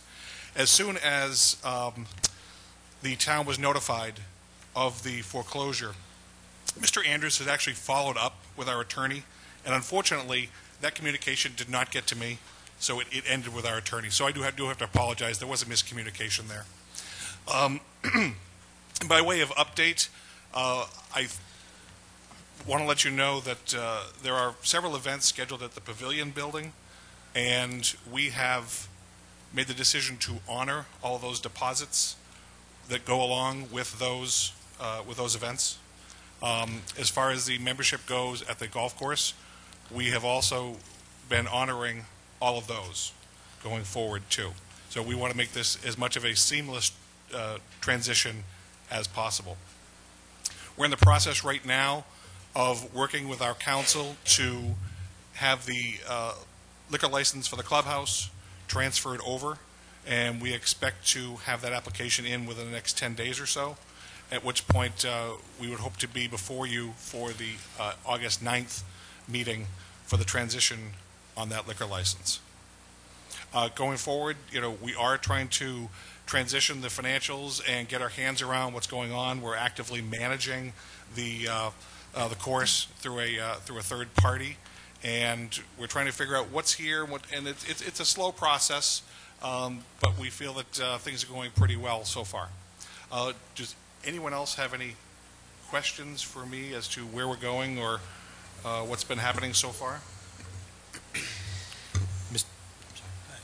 Thank you, Mr. Chair. Thank you, Mr. Chair. Well, first, I want to say that I appreciate the fact that you're honoring the deposits, and you also went ahead with the scheduled fundraiser.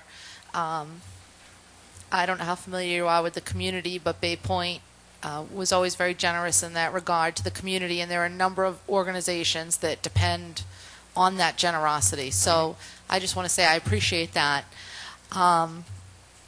as far as the liquor license is concerned, I guess when that comes before us, we can discuss it, but how does a bank hold a liquor license? We're working on that process Okay. right now. Yes. I was just confused by that, but thank you, and I do appreciate it. I do think that this was obviously, something that everybody had hoped would be avoided, but it wasn't, and I think as much of a seamless transition as possible is really the best route for the community as a whole. Thanks. And we recognize that. I appreciate. Yeah, I appreciate that. Mr. Sneddon. Mr. Harriman, I also would like to thank you for honoring those requests, and I share Ms. Winslow's sentiments about the liquor license. My question is, who is currently the manager of your liquor license right now? Is it still held? We've shut down the bars. You've shut down the bars. Those are not in operation right now because we don't have control of the license. Thank you. Mr. Holmes. Evening, Mark. It's finally good to see your face. We've spoken many times. I'm actually a little disappointed that you're not here tonight for that liquor license.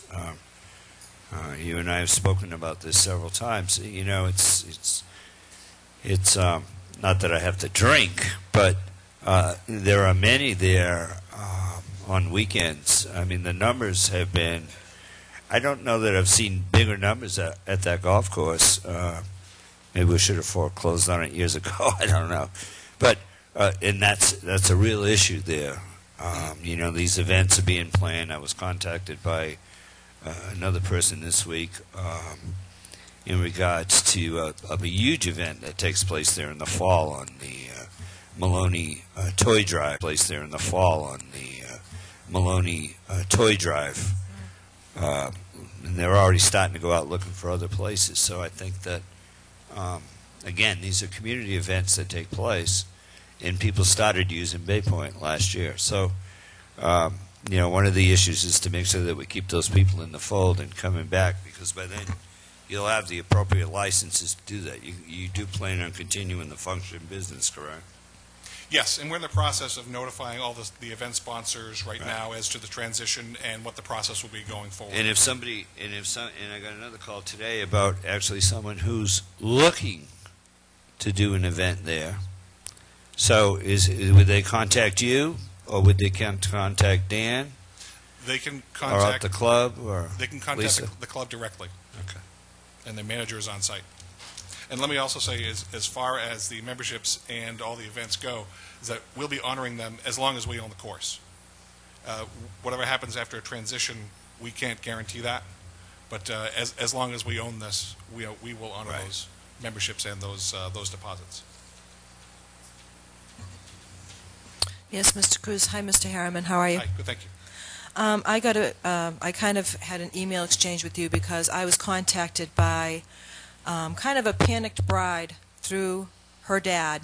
And the question is this: you don't hold a liquor license. They were planning a wedding reception there, so that will be a wedding reception without alcohol. That's my assumption. No, we're making preparations for that also, for that pavilion building. So what are those preparations? We have contracted with a private bartending service, and that bartending service will be looking for a one-day license for that pavilion area. So they'll be coming before this board for any of these wedding functions? Correct. So right now,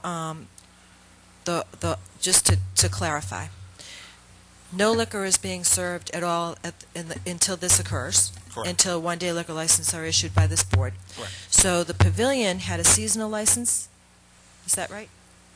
And the clubhouse had a year-round license. That's correct.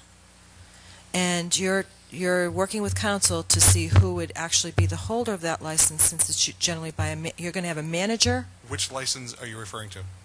Whichever license you're trying to use. So the pavilion license, I'm assuming that's where, of course, that's where the wedding's going to be. Yes. So the pavilion license, I'm assuming that's where, of course, that's where the wedding's going to be. Yes. So the pavilion license, you're hoping for a one-day liquor license that would be held by the bartending, whoever your vendor is. Either that or the individual event sponsor themselves. 'Cause I understand. As you know, that there are different qualifications for what you can serve depending on a for-profit or non-profit event. Yes, I understand. Okay, so we will be looking to the event holder. If they wanted to have a full bar, we would be looking for the event holder to get the license. And were it just beer and wine, then the bartending service would step in and they would hold the license. Okay. So there is a difference between the two. Okay, thank you. And I assume that Mr. Andrews and Town Council are working diligently on this project. Mr. Chair, Mr. Chairman. can I just follow up with one question? So if I heard what you explained to Mrs. Begley, you're going to be looking to transfer or get a new holder for the year-round liquor license at the clubhouse. Correct. But you're not, at this time, looking to get a new holder for the seasonal license. You instead intend to do one-day liquor licenses for the events? Yes, it doesn't sound right. Correct. Okay. I just However, wanted to make sure I was clear on... You are Okay. You are clear. Do you want a little bit more background? I can tell you. No. Okay. Yeah, I just wanted to make sure I understood what you were saying. In fact, I think I know why you're doing it. So, thank you. Mr. Chairman, if I could, because I think it's worthy of clarification, Mark, tell us a little bit about, well, first of all, the town did reach out to the appropriate banker involved, the attorney that should have reached out to the bank. That's correct. With respect to protecting not only the licenses at hand here, but also any other property rights that the town has had. Is that correct? Yes. Okay. And then, secondly, there were no events scheduled, to your knowledge, in the month of July. Is that correct? There are very few. We've had a couple crop up at the last minute. I would have to check my records and get back to you on that. Okay. But the point of it being is that we worked to ensure that whatever events that were being held, because I did speak with Selectwoman Begley and others regarding the famous wedding that happened in late August, which I'm sure everybody on this board will get an invitation to. But the point of it being is that we were really looking out so that the brides and the families were not put at risk and they were not put in a position where they didn't know where they were having their wedding. Is that correct? Yes. Okay. And just also for the record, you have the application. Shirley has been working closely with you from the board's office. Attorney Bowen and I and you sat and talked about this so that we're clear as to what direction we're going in as quickly as we can expedite this process to get that next transition point done. Is that a fair statement? That's correct. Yes. Okay. Thank you, Mr. Harriman. Thank you, Mr. Chairman. Thank you. Any other questions? If not, continue on with your... Mr. Chairman, if I could move up on item D in the... Thank you for coming. Thank you very much, Mike. Safe trip, Mark. You're welcome. If I can move up on item D, Mr. Chairman, FY 2011 transfers. Just as an opening statement, if I can ask our town clerk to come forward, Mr. Sullivan. These are, you have before you an executive summary sheet of requests of transfers needed to close fiscal 2011. We have been working with the departments over the past 10 to 11, 12 weeks to close down fiscal 2011 accounts payable. Ends on this Friday, July 15th. And if I could turn it over to Madam Chair, you have a series of requests for transfers in this particular case and in others within departments, but just to see that the board can see clearly that we're moving, in some cases, expenses that were incurred that could not be foreseen in some cases. We have a couple examples of that. Item number one, Mr. Chairman, and I'll turn it over to Madam Clerk to describe to us the transfers that we're looking for here tonight with respect to the board. Thank you, Mr. Chairman. It's not going to work. Good evening. Okay. Good evening. First of all, the reason why I ended up doing the transfers was because I don't want to get on the old accountant, but the accounting program is not worth the salt. I'm sorry.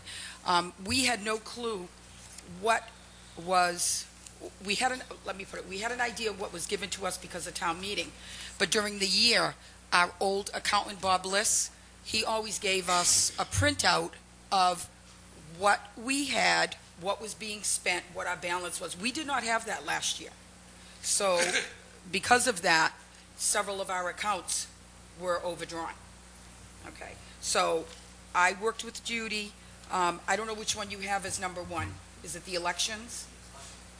Mr. Chairman, through you, election expense account, $3,076 for the interpreters.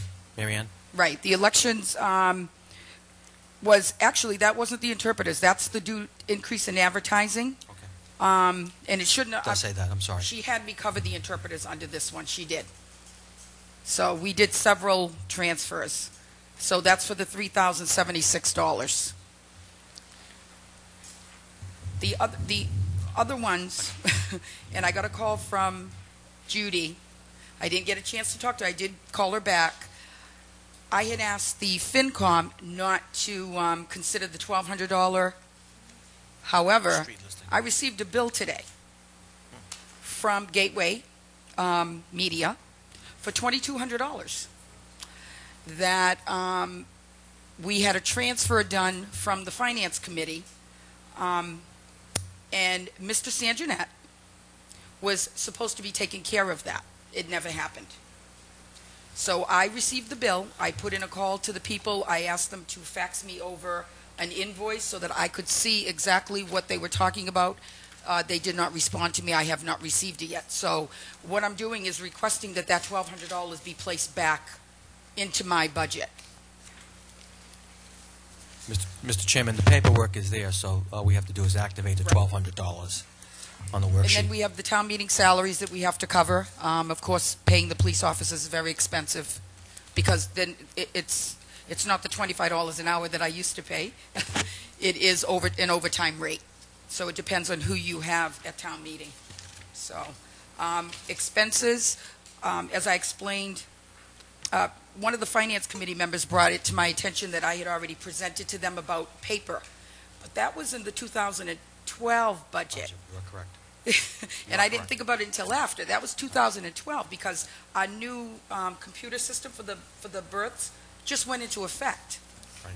So we have to purchase extra paper. You have to purchase extra paper for the death records, marriage certificates. So the paper is expensive. It has to be the acid-free so that it lasts, and it gets really expensive. Plus, on top of that, the increase in making copies has really become ridiculous. I have to be honest with you, and we're responsible for the bylaws, the charter, and we have to provide those copies. So, and you're talking, I think, 96 pages on one and 38 pages on the other. So, but that's my complaints. No. Mr. Chairman, if we could just walk back a step. So, Madam Clerk, under number 1, the election salary account, you agree with the $3,076? Right. That'll balance it.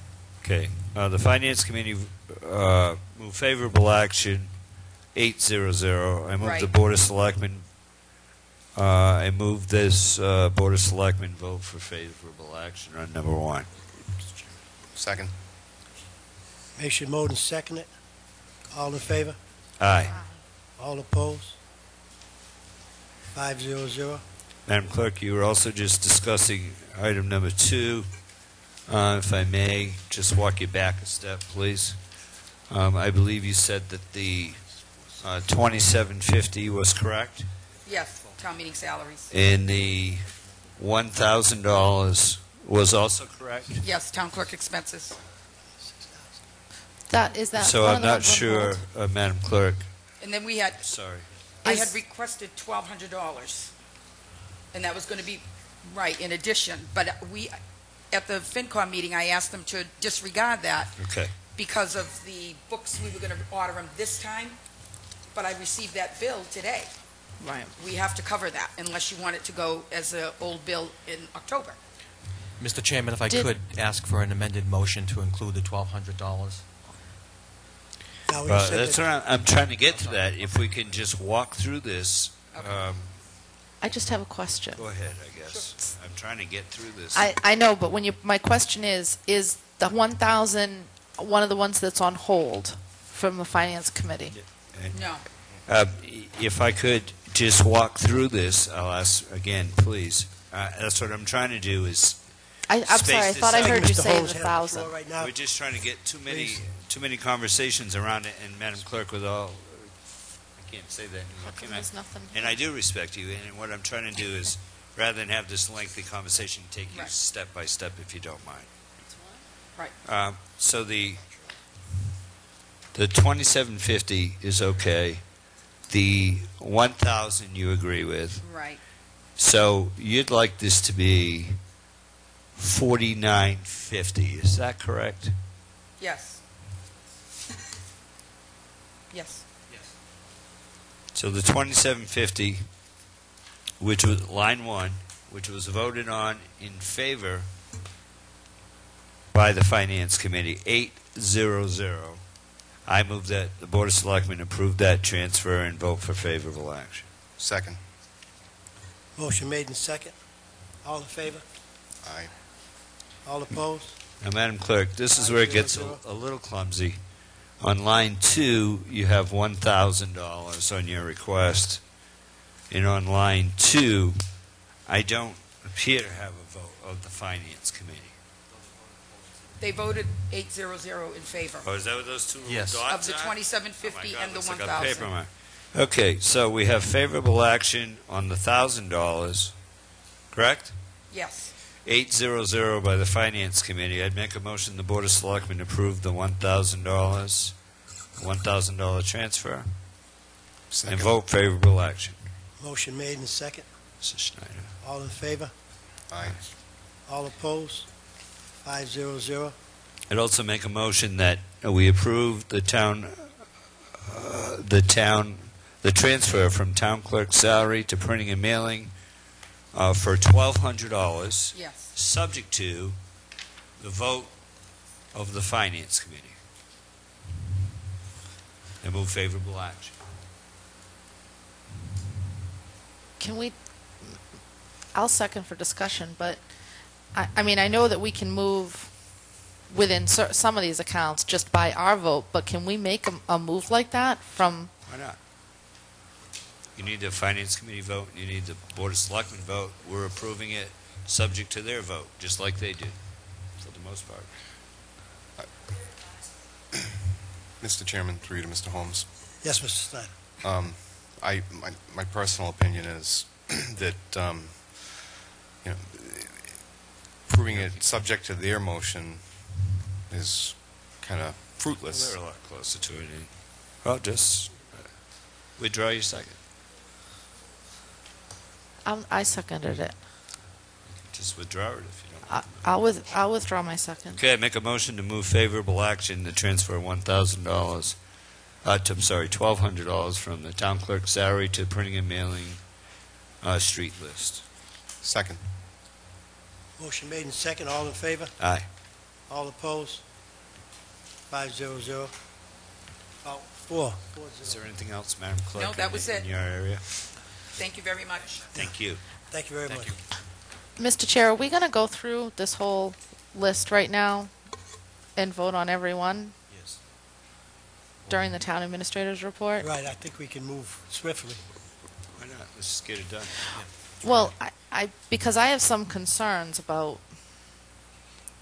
Well, this is Well, the if you time have to some bring it concerns, up we as can we just go put it through. aside. What I was trying to avoid was a conversation that went all over the map and never got anywhere, and we'll go right down the list. That's all I'm trying to do. Take a vote when we need to. Okay, it's on the agenda twice, so that's why I was wondering why we were.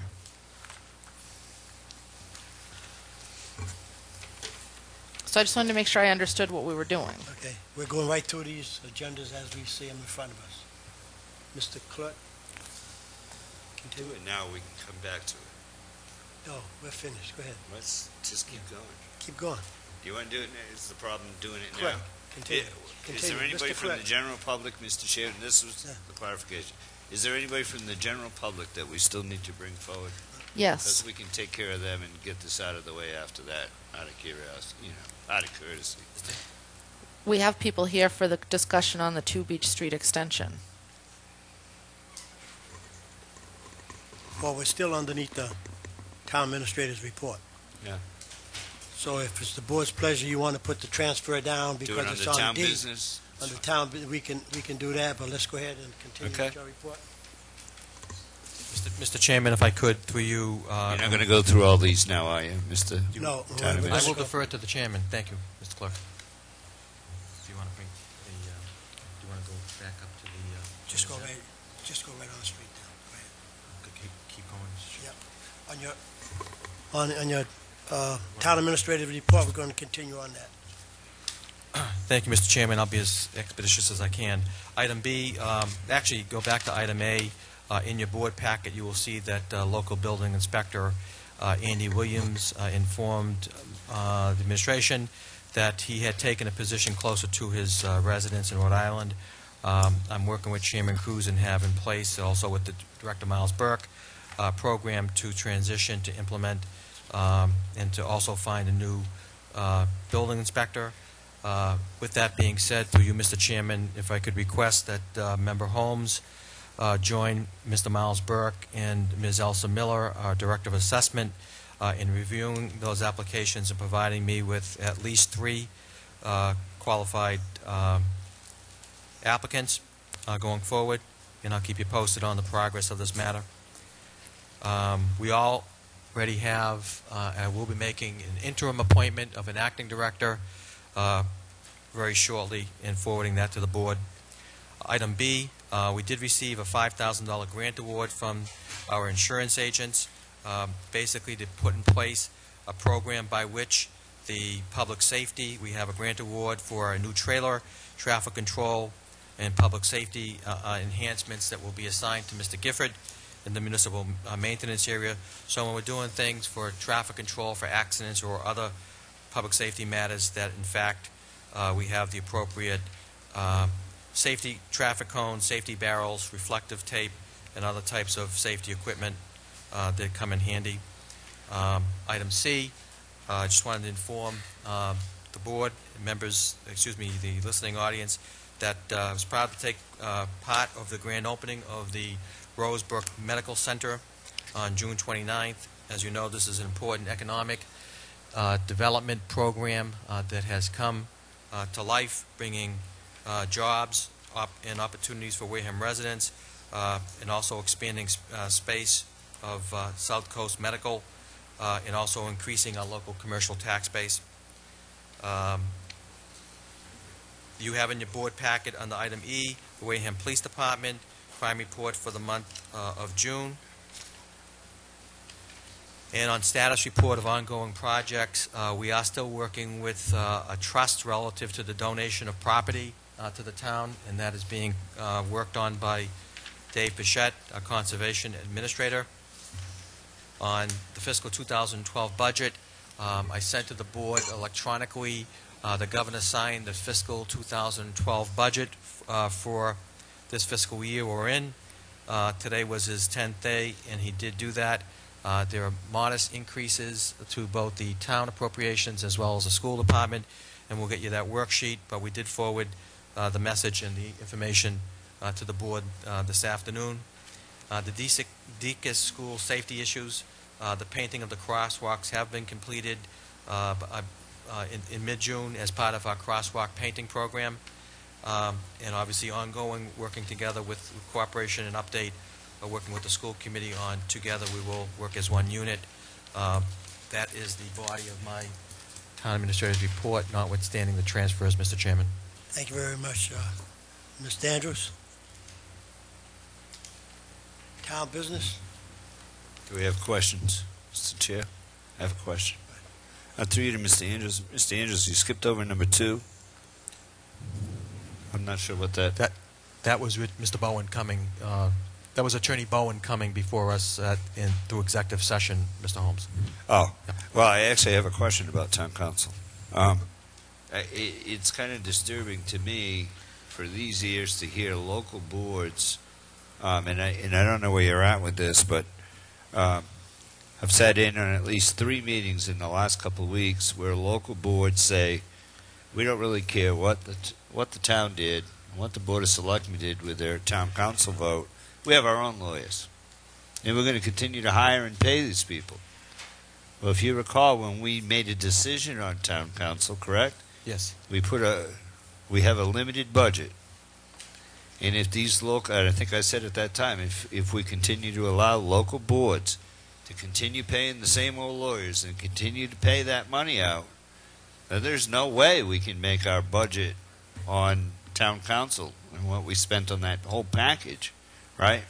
So I was just wondering if you had a plan or if you had an idea about sending a letter to these local boards about ceasing this practice, and every one of these phone calls need to come, just like everybody else, through either the chair or through you, to contact these lawyers. Because, Mark, we're going to get these bills. Sure.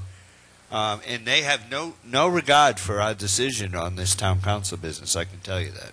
Mr. Chairman, the Selectman Holmes' point is well taken.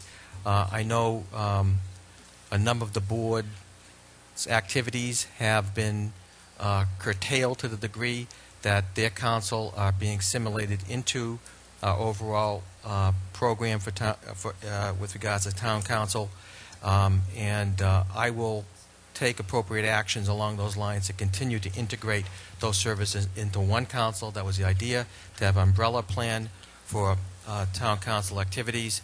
And if anybody thinks that the board council supersedes this body or town council, I will deal with them directly, Mr. Holmes. And thank you very much for that. And I agree that you can do that to department heads.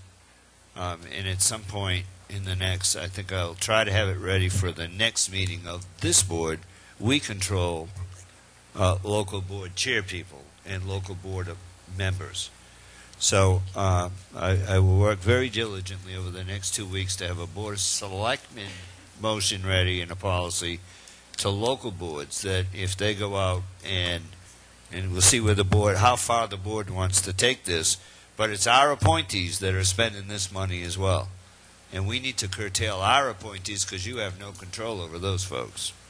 But you do have control over all the town departments. We need to make sure we get this under control. In my opinion, we're 11 days into a new year. We need to get this nipped in the bud right now before we get into September and we hear about $400,000 bills when we only have $250.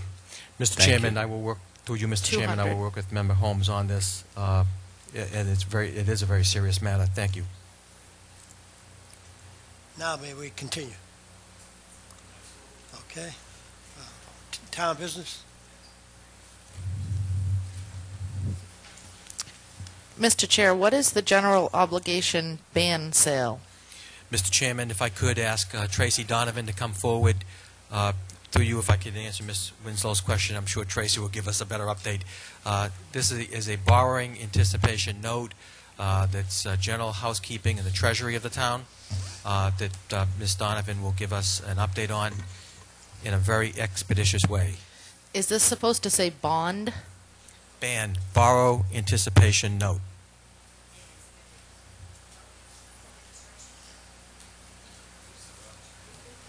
Tracy, if I could, through you, Mr. Chairman. Yes. Madam Clerk, thank you. Tracy, you're on. Okay. Tracy Donovan Lynch, the Assistant Treasurer Collector. Can you hear me? Closer, Oh, closer. sorry. Okay.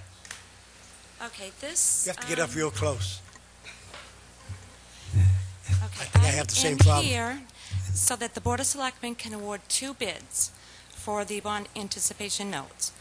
One is for the Century Bank $1 million, and one is for TD Securities $1.199 million.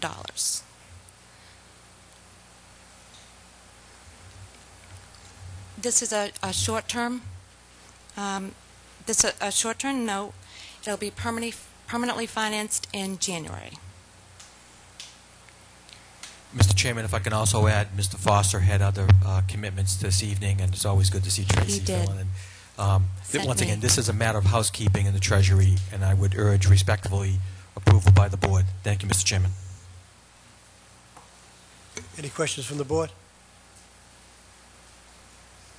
I'd just like to mention, the board can vote. The vote of the Board of Selectmen, I'm sorry, I don't know who has the packet. That needs to be voted on tonight. It can be read word for word and then voted on, or you can just vote it as written and vote that way. You don't have to read. It's in your packet right on top. Through you, Mr. Chair. I have it right in front of me. It's Town Clerk's pleasure. I have to certify. I'm here to certify the vote. If you have to sign it, I have to witness your signature. Right. And then I have to swear you in. In terms of, Madam Clerk, in terms of reading, are you comfortable with that shortened version and just... Okay. Definitely. I need to verify to make sure that we... Okay, Mr. Clerk and the board, I make a motion... no, actually, I don't do that.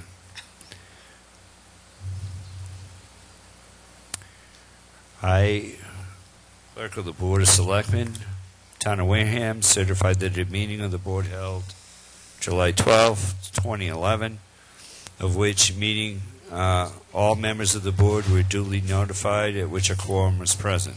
The following votes were unanimously passed. Motion to approve the sale of $2,199,000 general obligation bond anticipation notes of the town dated July 15th, 2011, payable January 19th, 2012, at par and accrued interest, plus the premiums indicated below, to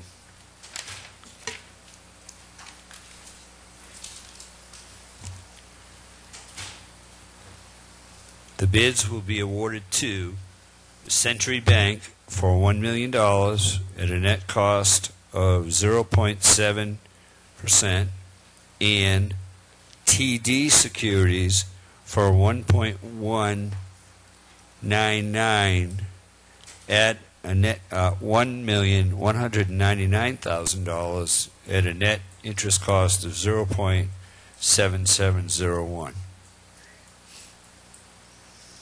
Second. Second by Kara. All in favor? Aye. Aye. All opposed? 500.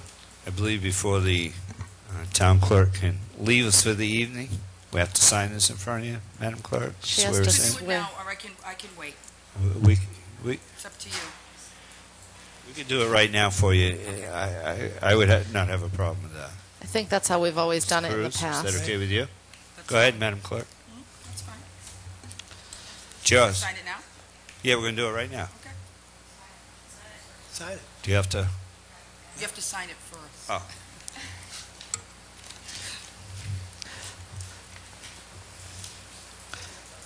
Then you have to swear that you're really Steve Holmes. Yes. Yeah, I would think you'd swear before you sign it.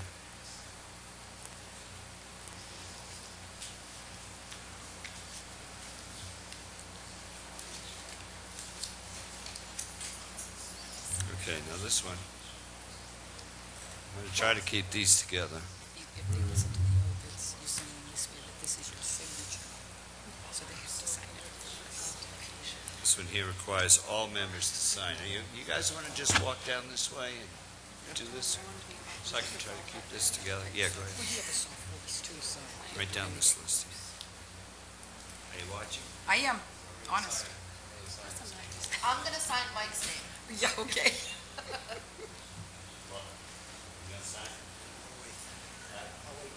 That way I can try, we're going to try to keep this packet all in the same condition. I hope so.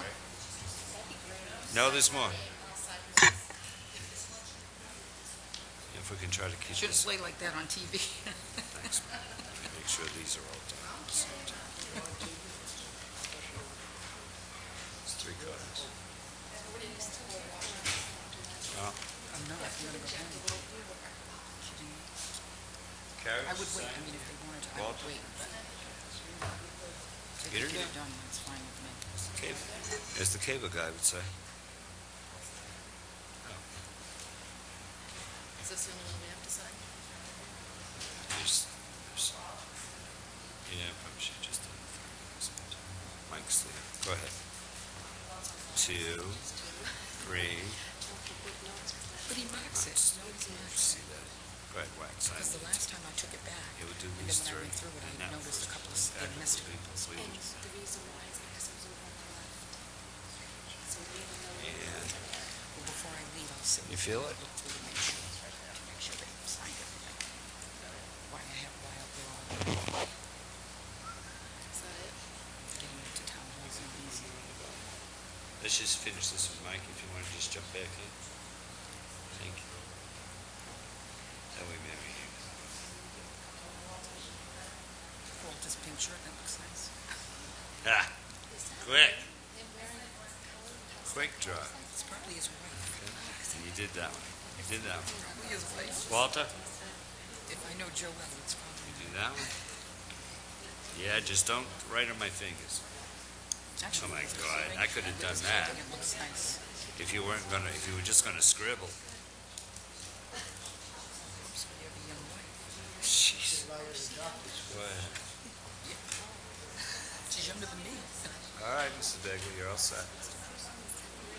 Yeah. Yeah, 73. Yeah, we will. No, no. I've known him since I was a kid. I've known him.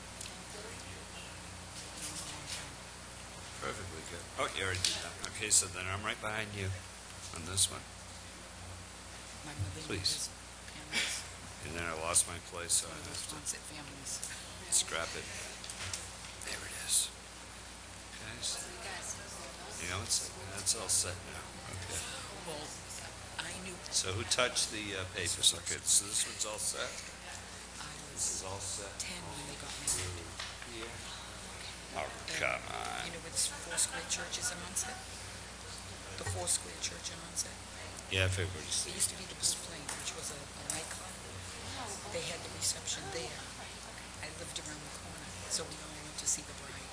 It's a long time ago. Considering his son is 40, his son is 46.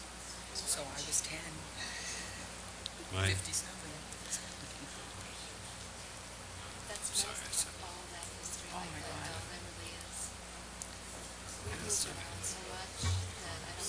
Grew up in Onset, lived in Onset all my life. I've lived in Wareham the past 25 years, but Jack and I always lived in Onset.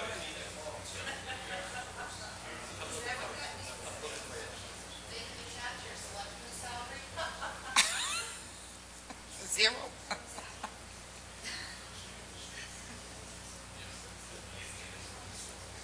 I voted for that. They should have something for expenses.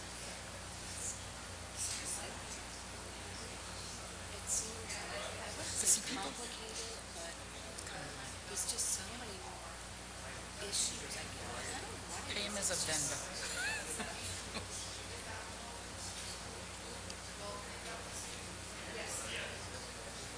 I'll double check it before I leave.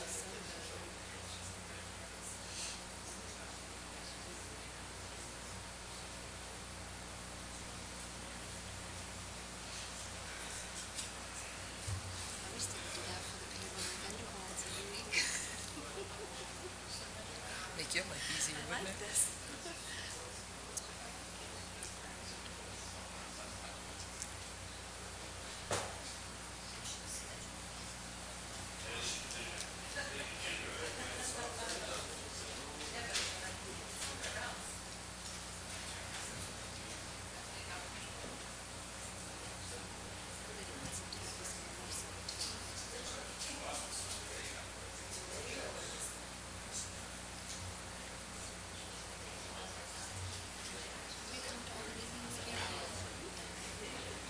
I don't have the energy anymore. I don't have the energy anymore.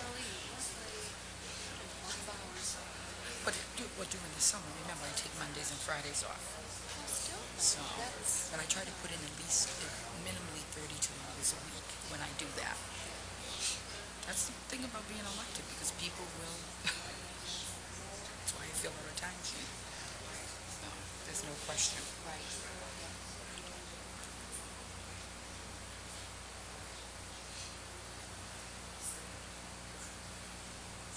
too. There's a lot of pages.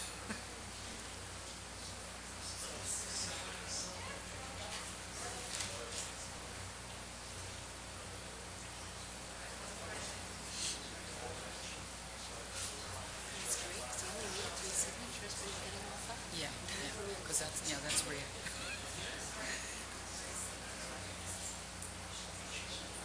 That is rare. Yeah.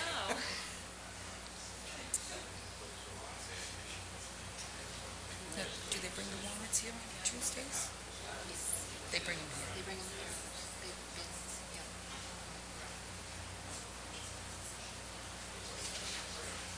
Did Barbara get a hold of you guys about my raise?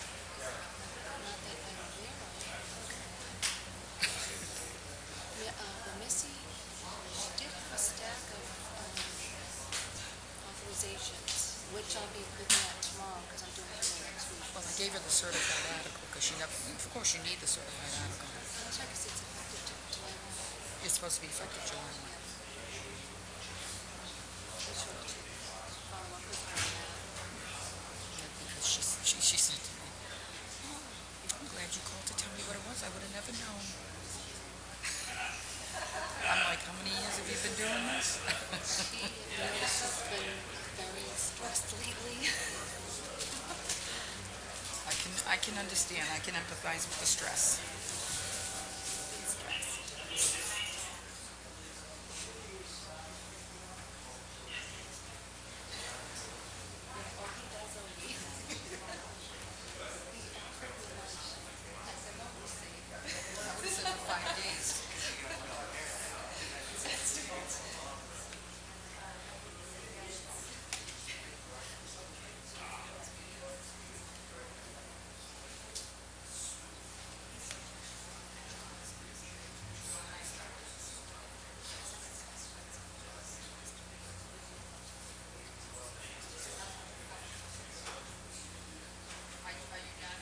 The last memo I got, I thought they wanted to get together.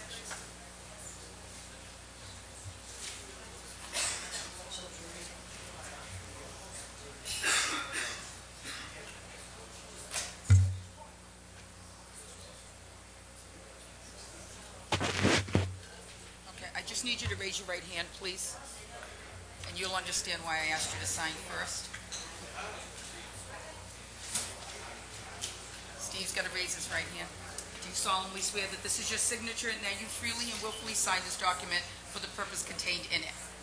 I do. Yes, I do. Okay, you're good. Thank you. Yeah, just say it back to me. Thank you.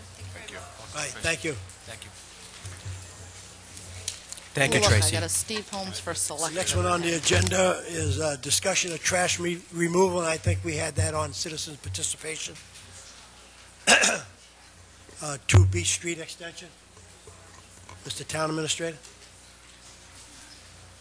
Mr. Chairman, if I could ask Mr. Sui? Yep.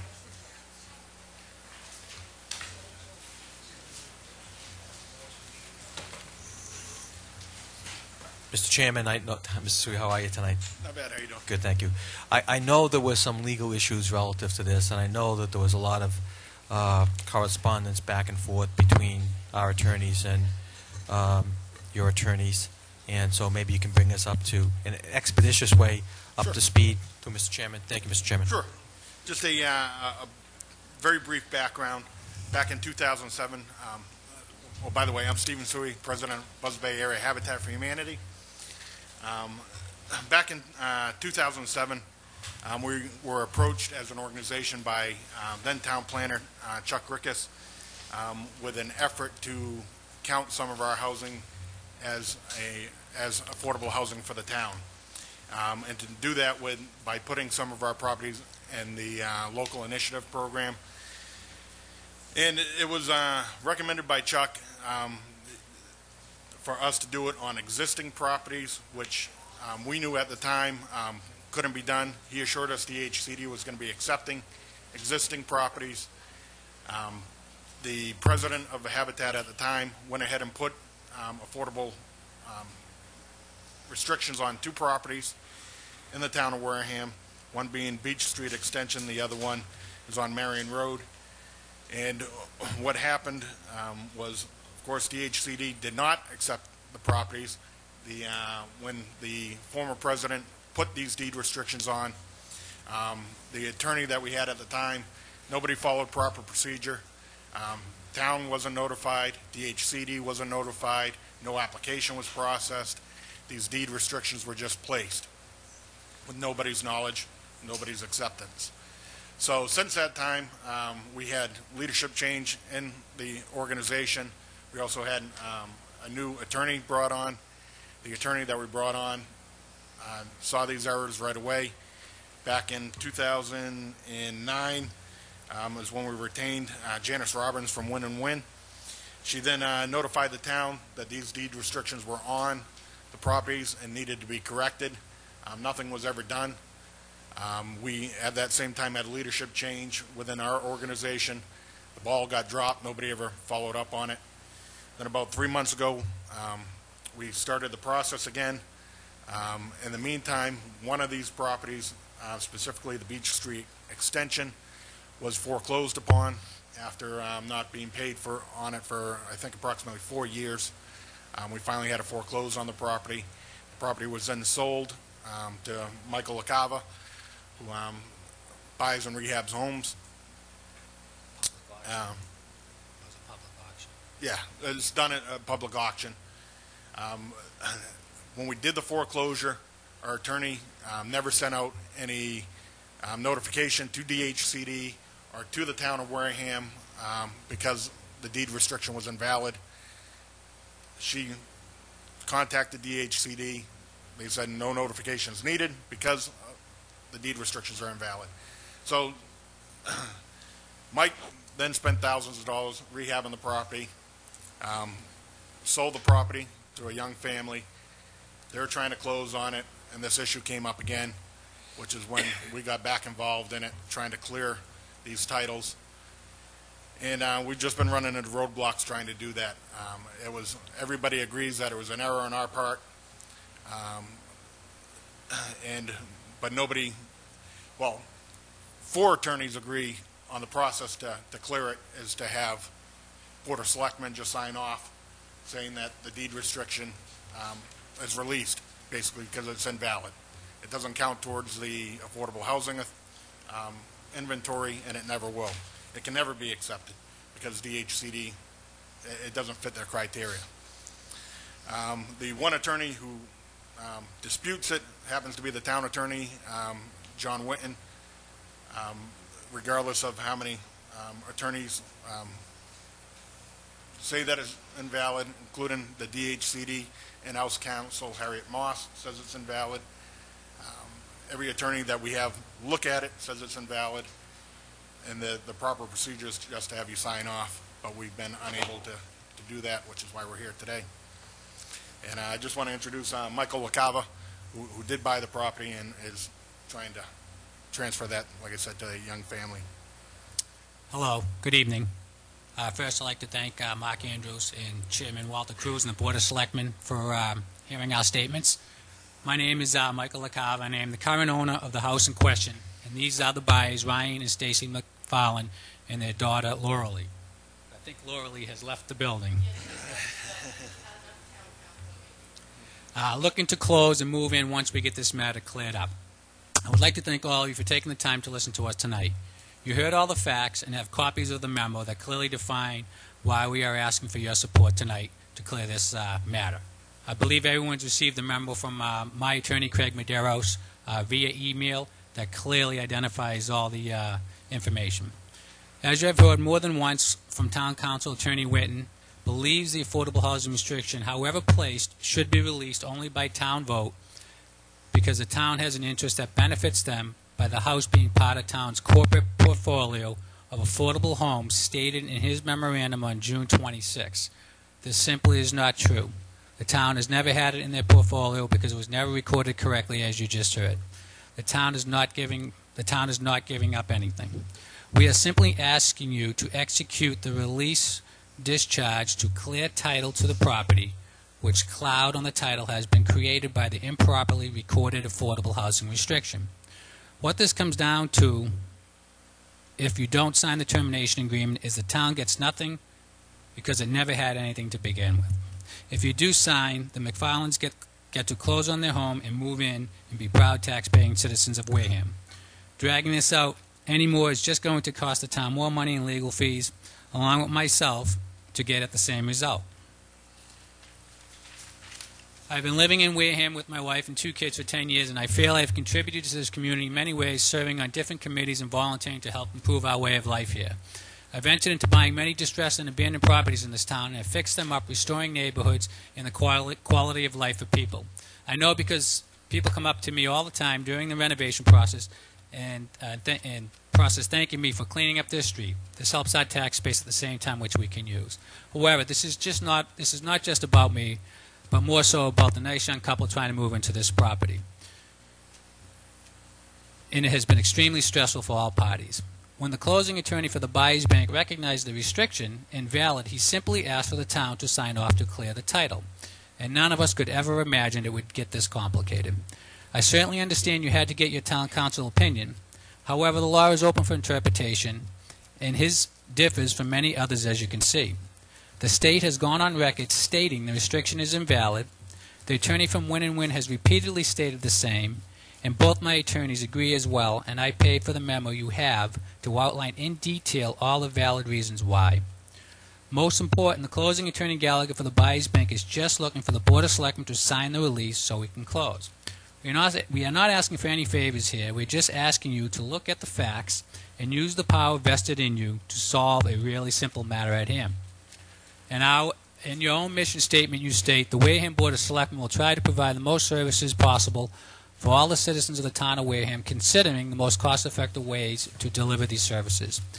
We are all asking you here to follow this mission and do the most cost-effective and prudent thing for all parties involved here. Please sign the termination agreement in front of you to help clear this title so the McFarlands can move in and be proud Wareham residents. Thank you again for your time and consideration, and I'll be happy to take any questions as well. And please keep in mind, too, this affordable restriction was placed on this property 7 years after the homeowner was in the property. So this didn't happen when she closed. It was 7 years after the fact. And the town didn't donate the land. The town didn't give us any break on the taxes, didn't give us any break on zoning or anything like that. There was nothing given by the town. That's why there's no beneficial rights to it. The town's really not giving up anything. It doesn't count for your affordable housing inventory. It's just simply fixing our mistake. And this is all spelled out in the memo, which I believe you all have and hopefully all read. Any questions from the I board? guess that's a question for the board. Mrs. Begley? I do have a couple questions, Mr. Cruz. Thank you. What prevents this couple from closing because of the deed restriction? Is it because of the purchase price of the home? They can't get proper title insurance. It's proper title insurance. Correct.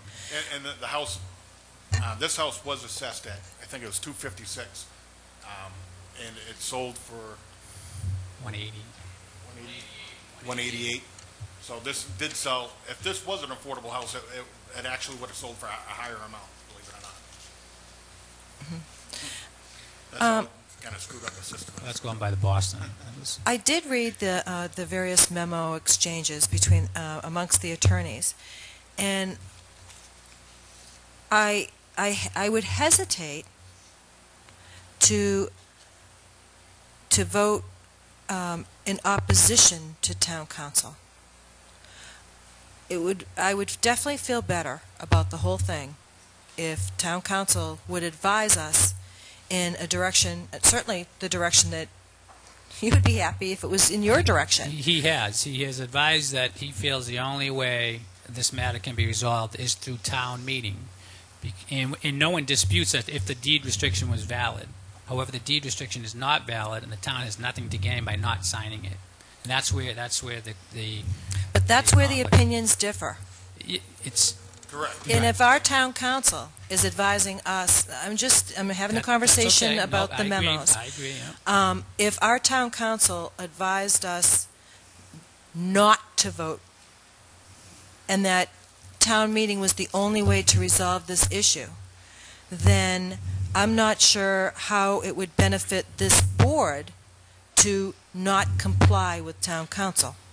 Well, I think you have to take town council's opinion and not fact and not necessarily law. You as the Board of Selectmen have the But power. our town council is the one that is definitely looking out for the town's interest, and your attorneys aren't necessarily looking out for the town's Well, best that's a interest. decision, yeah, that's a decision you'll have to make by really validating all the facts. And Right, and DHCD is independent. They're not for us or against us or anything. DHCD's attorney said that this is invalid, that there's no way that these two properties can count. They can't go in the LIP program. They're ineligible. There's just no way. So therefore, that makes that deed restriction invalid. The fact that Attorney Winton spelled out specifically, as he stated, that there were stringent regulations to release a legitimate deed restriction. Just as there is very stringent things to have a deed restriction placed, and none of those were followed. I understand. I kind of understand that it was kind of convoluted. I understand that it may be true that the deed restriction was put on this inappropriately, but the fact is that it's a recorded deed restriction at this time. Is that correct? Correct. It is a recorded. So it is what it is now. Whether it went on appropriately or not is not the issue that we're dealing with right now, because the fact is that it exists. Correct? Right. It's an invalid deed restriction. Right. And I don't think the town council is against you. I don't. I don't think they're against this couple. I don't think they're against you. I think they're for the town. They're trying to protect the town's best interest.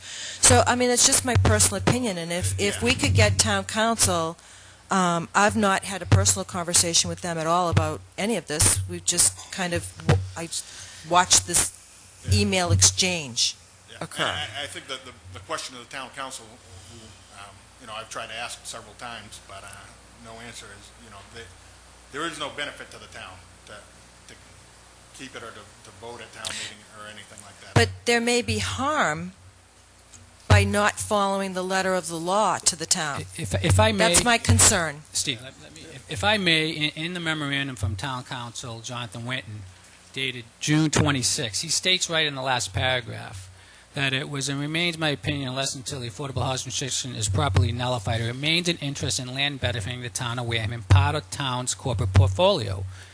It's not part of town's corporate portfolio, so that's an inaccurate statement. And if I may also mention, maybe hopefully this clarifies your question a little bit more, Ms. Bagley, and I'll read it directly from Attorney Craig Medeiros, who I hired and paid dearly to do the research on this, which I think he's done a lot more research than Town Council. No disrespect to Town Council, but he didn't do the research that I have in front of me here. And I'll read it to you verbatim. I do agree. He agrees with Whitten.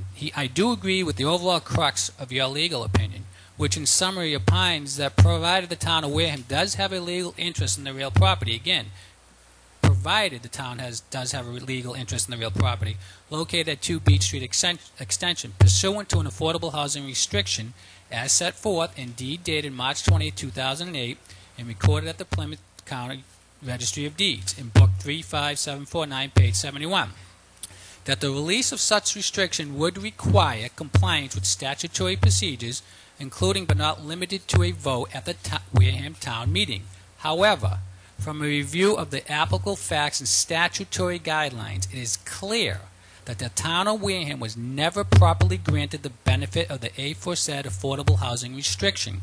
Accordingly, the relief being requested by my client from the town of Wareham Board of Selectmen is a discharge release to clear title to 2 Beach Street Extension, Wareham, Mass., and not, let me repeat, and not to release an interest in real property held by your client, the town of Wareham. Mr. LaCava, I read those exchanges and I read those memorandums, and had that come from town council, I would sit here and I would, kind of encourage the board to progress on this. But it did not come from town council. Our town council is the one that kind of advises us, and it has the interest of the town. That's just, I'm just expressing my personal opinion, and I definitely... Is that the feelings of the whole board is issue? No, I can't speak for the board. I can only speak for myself. Thank you. I can respect that. Any other questions? Thank you. I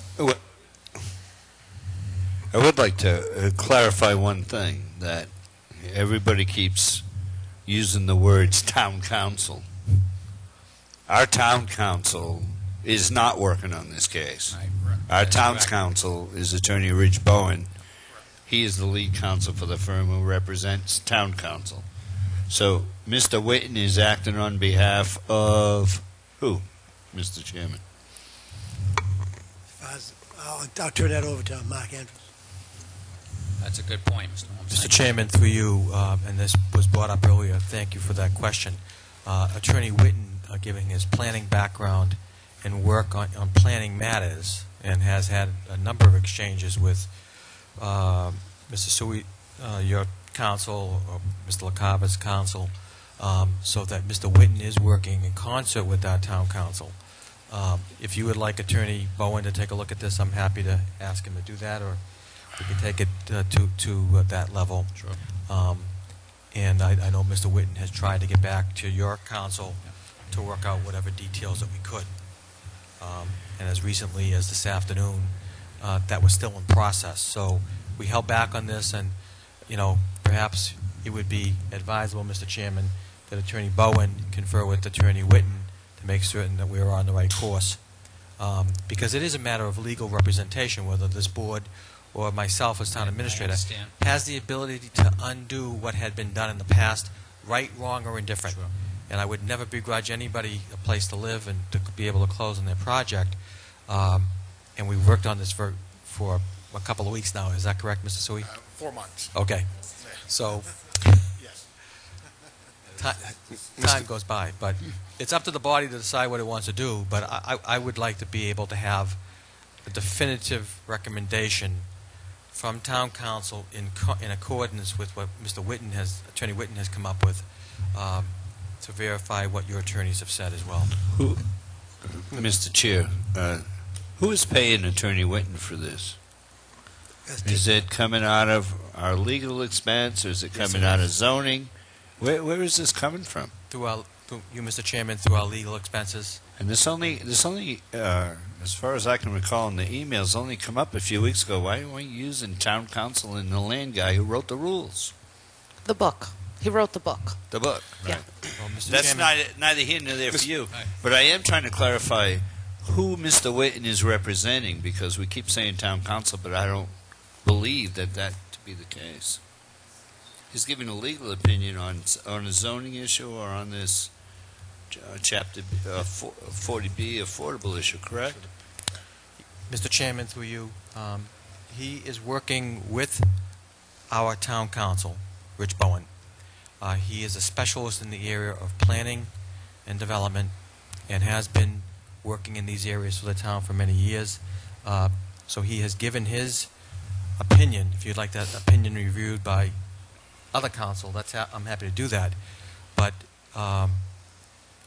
correct me if I'm wrong, he has been responsive to your attorneys. He has worked to give his opinion in order to try to resolve this matter, and that's been my impression from it. So that's my opinion, Mr. Chairman. Mr. Chairman. Well, I was just going to ask that, might just follow up, and then certainly I'll move on. But if I recall, this issue has been in front of us for about 3 weeks now, 4 weeks. You tried, certainly, sir. Are you the same gentleman I spoke to on the phone? Beginning of June. You tried to get in touch with us for a while. There was some 6 weeks ago, yeah. response issues. Yep. And then you got in touch with Mr. Charbonneau through Rochester. And this has been ongoing now, I think, for like the last 3 weeks. 6 weeks. Since you contacted me? Has it been that long? Yeah. Well, that's embarrassing enough. But, and as I understand it, the state has already signed off on this. The state has not signed off yet, but they have said that, yes, they are signing off. But they have not. No, they're waiting. Their procedures, town of Wareham, then they sign it. However, they will provide something saying that they are signing off on it. And if that's the case, that the town wants DHCD to sign first, we can do that as well. Attorney Harriet Moss, who's their in-house counsel, has stated unequivocally that she will sign off. That works. Mr. Snyder? Well, I certainly understand your predicament, and I certainly feel for the family. I've heard the word facts bandied about a little bit, Sure. and that's part of the issue here, is there's a dispute about the facts. We don't have any formal legal opinions here. What we have are communications back and forth between attorneys. Well, no, I'm sorry to interrupt, Michael. I think he has the floor. Yes, go ahead. I'm sorry, Mr. Chair. We don't have a formal legal opinion. We have memos and emails that go back and forth between several, several individuals, including a couple of attorneys. We don't have a formal legal opinion. We don't have an opinion from Harry Moss, DHCD's legal counsel. It would have been helpful for us to have that as part of our review packet. The fact that this has gone on for a number of weeks is certainly understandable, considering these documents aren't forthcoming. And I'm looking at a memo to Jonathan Whitten from Attorney Medeiros as recently as July 6th, Yes. basically saying that maybe he hadn't seen a document that had gone back and forth. From my standpoint, Mass General Law is what dictates who can sign off on these issues. And from my standpoint, we have an obligation to the town, on behalf of the town, to make sure that what we're doing is completely legal. And I think the only way for us to do that is to have a formal legal opinion, which is not contained within any of these documents. Yeah, and the reason I didn't pursue getting the actual form from DHCD is because Attorney Whitten told me he didn't care. It didn't matter to him what DHCD said. It doesn't matter if they reject it or not. He's still of the opinion that it has to go before town meeting. Mm-hmm. Well, I'd be more than happy to get that form. And from my standpoint, any documentation that you can provide. Yeah, I certainly can. But until such time, for me, again, it's a matter of, we do have counsel that represents the town of Wareham on this issue and other housing-related issues and zoning issues. And I believe that we need to follow his advice. And I wouldn't be prepared to do anything with this until I have a formal legal opinion. Through you, Mr. Chair, to Mr. Snyder.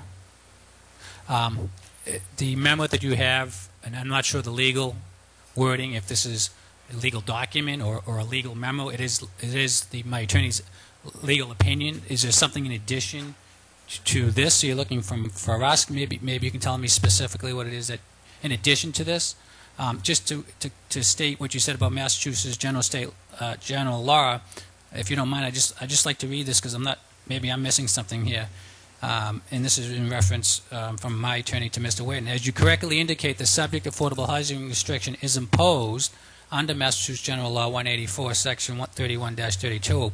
However, just as Massachusetts General Law 184-31-32 sets forth a strict regimen for extinguishment of an affordable housing restriction, because this is what you're referring to, Massachusetts General Law, in a similar manner, it also sets forth similar stringent requirements concerning the creation of such an affordable housing restriction.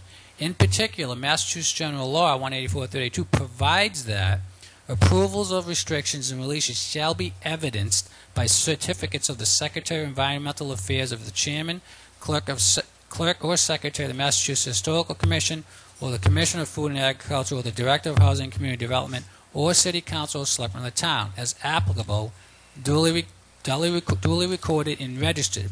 In the subject case, no such certificate of approval of the subject affordable housing restriction was ever granted and issued by either the Director of Housing and Community Development or the Board of Selectmen of the town of Wareham, nor was such certificate of approval ever recorded. Sorry to be redundant, but it seems to me that this really spells things out pretty clearly. Okay, but I just want to know what in addition, I'm going to cut you off right here. You made your point. Okay. Both you and your lawyer. We have one more selectman to go. Sorry for taking up so much time. Thank you, Mr. Chair.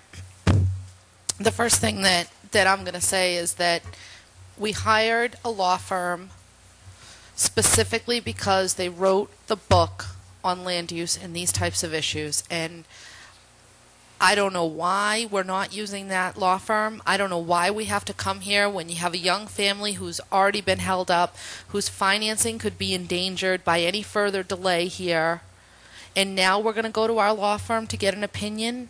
Why wasn't that done originally? I mean, that's what we hired those folks for, because these kind of issues have cropped up quite a bit, and we know that there are other issues out there. So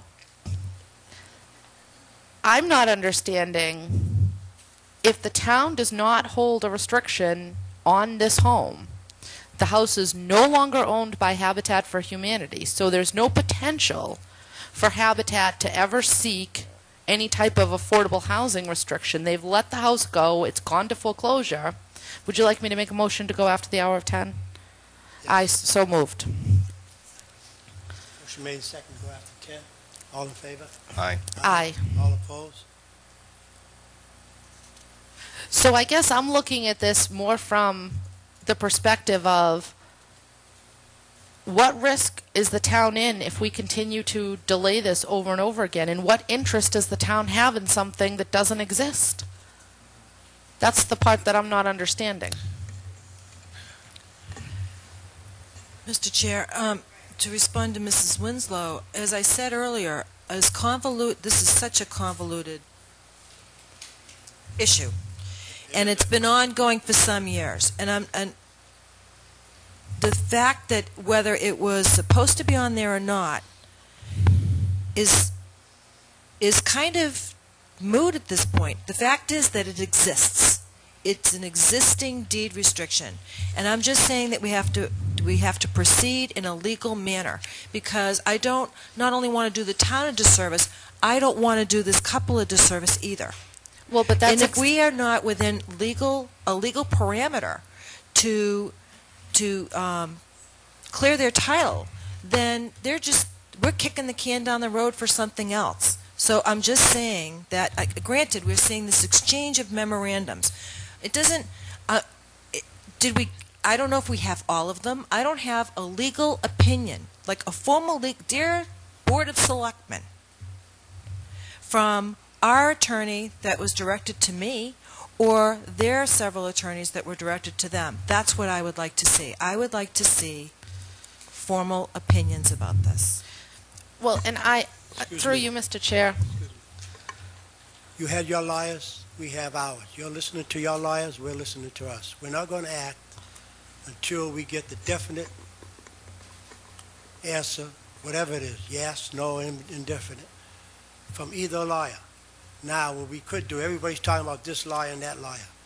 We have one lawyer on it, we can put the other lawyer on it. If they come back with the same answer, that's going to be the end of the story. So all we're going to do, we need legal advice like everybody else needs it, or else we wouldn't even have a law firm.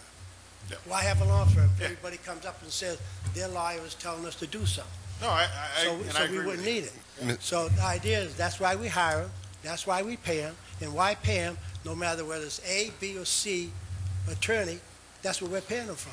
I don't care who the attorney is. He's just as competent as anybody else. But they're looking out after their client. And the way you approach people is the way they answer you. They're going to answer you to what you want to hear. We have some, until we get definite information on this, as far as I'm concerned as chairman, they can take a vote on it tonight, but we need to listen to our attorneys. That's what we pay them for. Sorry. Mr. Chairman. Mr. Chair.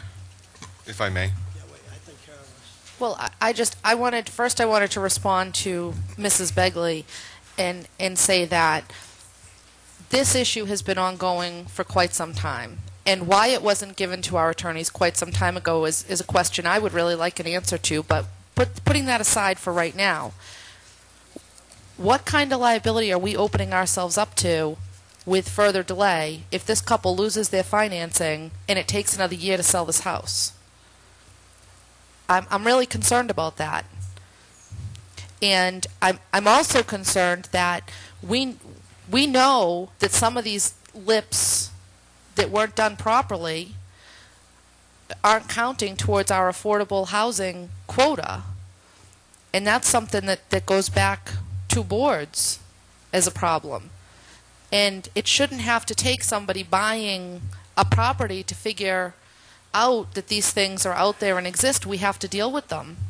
Because, I mean, this is going to affect real people's lives. Mr. Chairman, I'd also like to just quickly point out that if we don't take care of the deed restriction, which is recorded with the Plymouth County Registry of Deeds, that's another potential title issue going down the road if the Board of Selectmen improperly vote. I believe that there has been an email exchange as recently as today, and I could be mistaken, and an invitation for the attorneys to sit down in a room and kind of work this issue out. Am I correct in that? Yes. I would suggest that we make that happen immediately so that we can move forward, because I do think it's an issue that needs to be resolved regardless, and I am, cognizant of these folks sitting in the back of the room. Yeah. I would just ask that, you did mention, using the true town council. Mr. Chairman, if I may, I believe that whatever board or the bill is paid through the town, and the gentleman who is representing us on this matter is town council for this issue. I know that he represents he represents us on several other housing-related issues. He's an expert in his field. Okay, well, all right. Like I said, he was just adamantly opposed to listen to the DHCD or anybody else other than his opinion. Okay.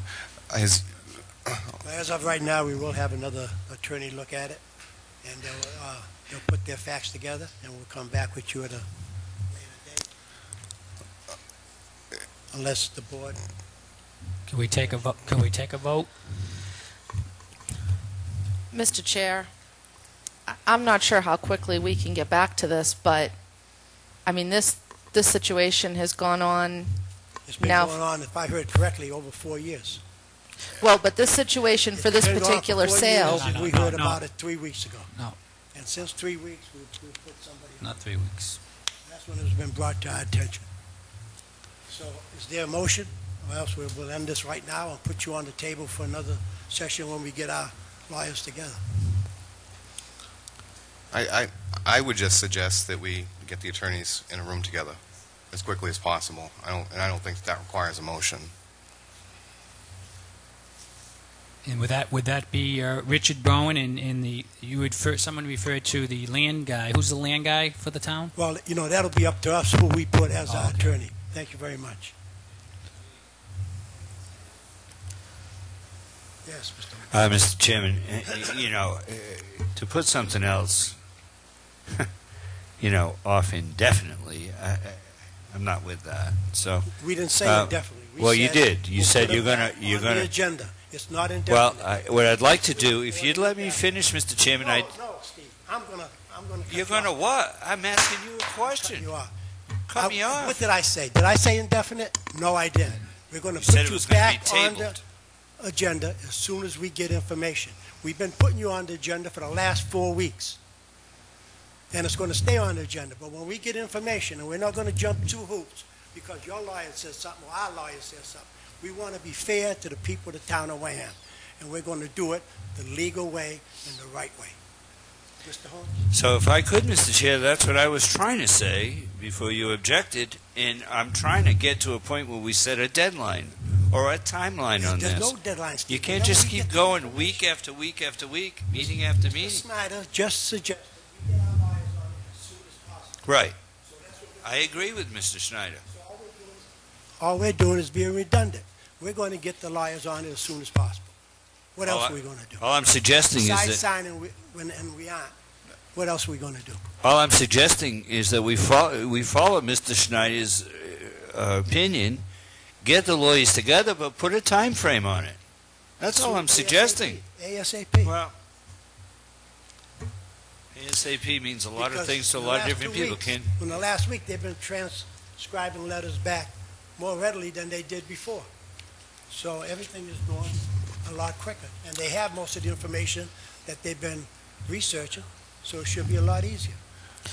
Mr. Chair, I'd be more comfortable if we said we were going to put this on the agenda for some type of resolution on the 26th, which is our next regularly scheduled meeting. Okay, it's been on the agenda for the last 3 weeks. We just keep it on the agenda. Thank you. Mr. Chairman? Mr. Sui and Mr. LaCava, if in the interim period, if you could send to the town administrator or to the Board of Selectmen the additional documentation that you might have for backup, it would be greatly appreciated. Thank you. Okay, thank you very much, and we'll keep you informed. Thank you for your time.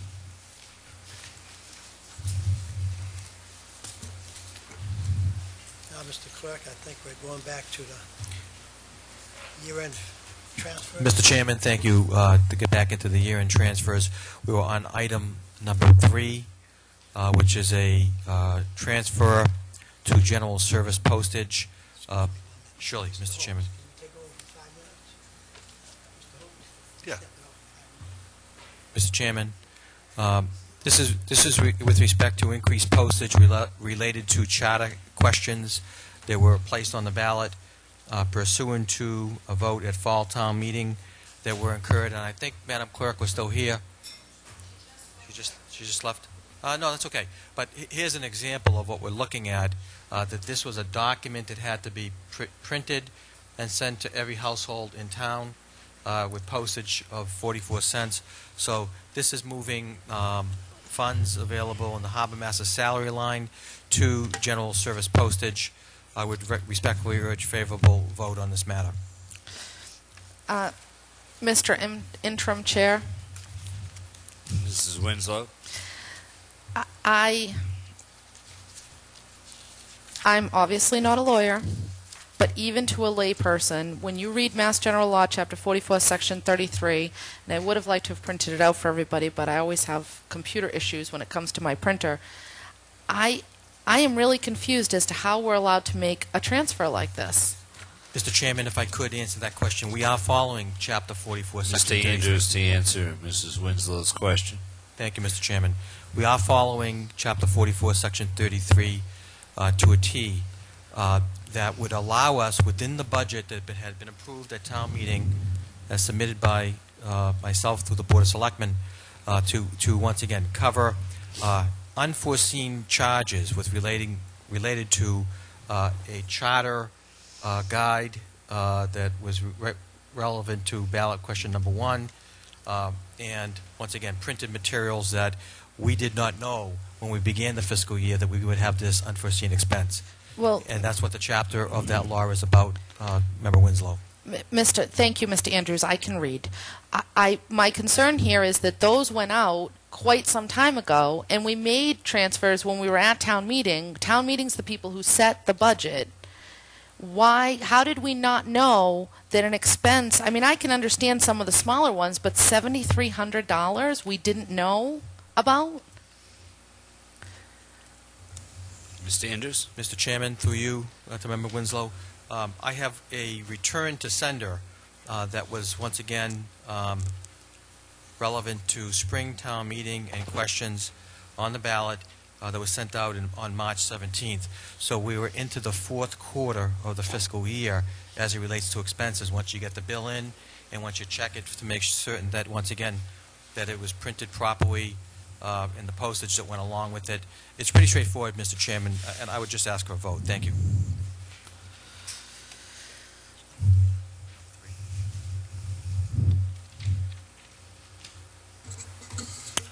Mr. Chairman, I move favorable action on item number 3, general service postage.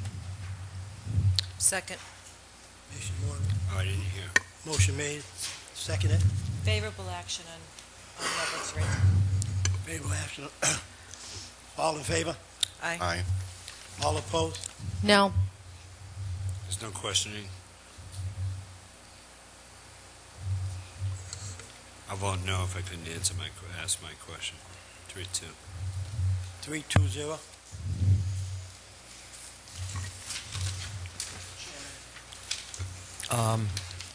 I'm pulling item number 4.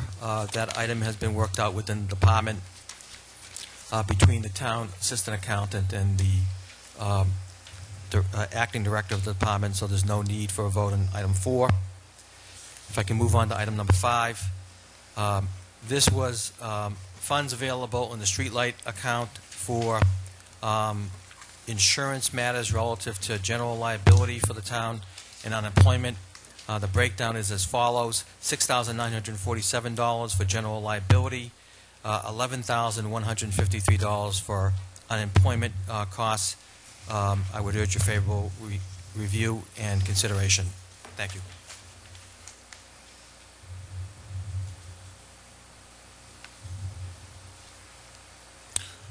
I move favorable action on item number 5, streetlights. Second.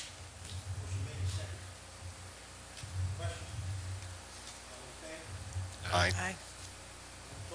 No.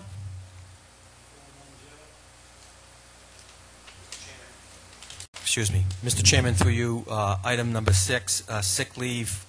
This is part of our sick leave buyback, which has been reduced in budget items, but there is $1,000 left over to personal services advertising. I would urge favorable review and consideration of this transfer of $1,000.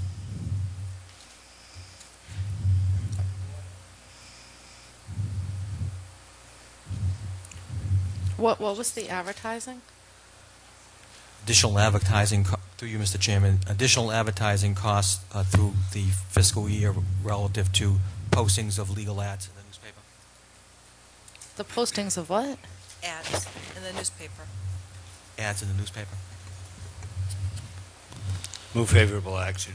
Number 6. Second. Second. Motion made and seconded. All in favor? Aye. Aye. All opposed? Mr. Chair, I'm not understanding what happened to Which one? hang on one second. Number 4 was pulled. Not understanding what happened to number 4. It was pulled. Pulled? It was pulled. P-U-L-L-E. Oh, so Pulled. the transfer is not taking place? No. No. Why did we ask for it in the first place? Was there another source? It's all set. Within the department, Steve, they had worked out the journal entries within the department itself. Mr. Chairman, on item number 7, if I could, this is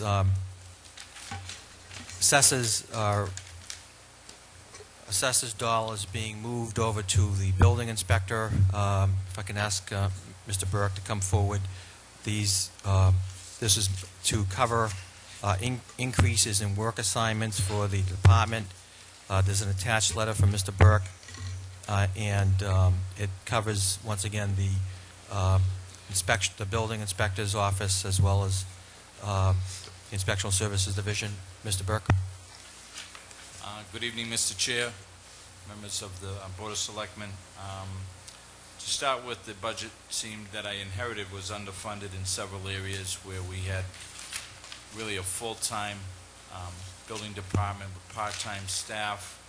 In addition to that, we encountered an unusual amount of cars going into buildings. We had 5 cars this year go into buildings that the fire department, under the code, needs to call out building inspectors or gas and electrical inspectors if meters need to be disconnected. And similarly, there was about 6 fires that they were called out on. There is a fund within the budget that allows for their alternates to fill in for vacations, but that cannot be accessed for them doing their regular hourly jobs. So that would be only for their alternates. So it resulted in probably about 2,400 permits within the department that resulted in almost 7,000 inspections. The revenues continued to exceed what was projected. We had approximately a $240,000 spend in the department with over $300,000 in revenue coming in this year. We did have 3 40B projects, which was they require multiple inspections for each apartment by all the disciplines. We also had, of course, the terrific project at AD Makepeace, the 67,000 square foot medical office building that required hundreds of inspections, and also build out of maybe 6 or 7 of the final stores at Wareham Crossing. So those additional inspections, I did talk with Mr. Andrews during the year, as well as Ms. Zaleski and Mr. Sanjanet, to get the building inspector a few more hours within that framework.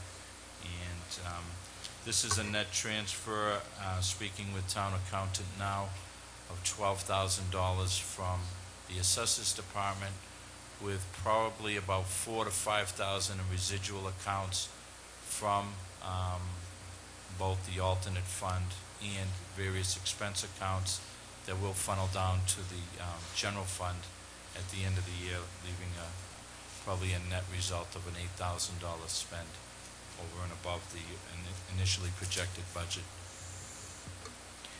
Thank you, Mr. Burke. Mr. Chairman, through you, I move favorable consideration and action on this item.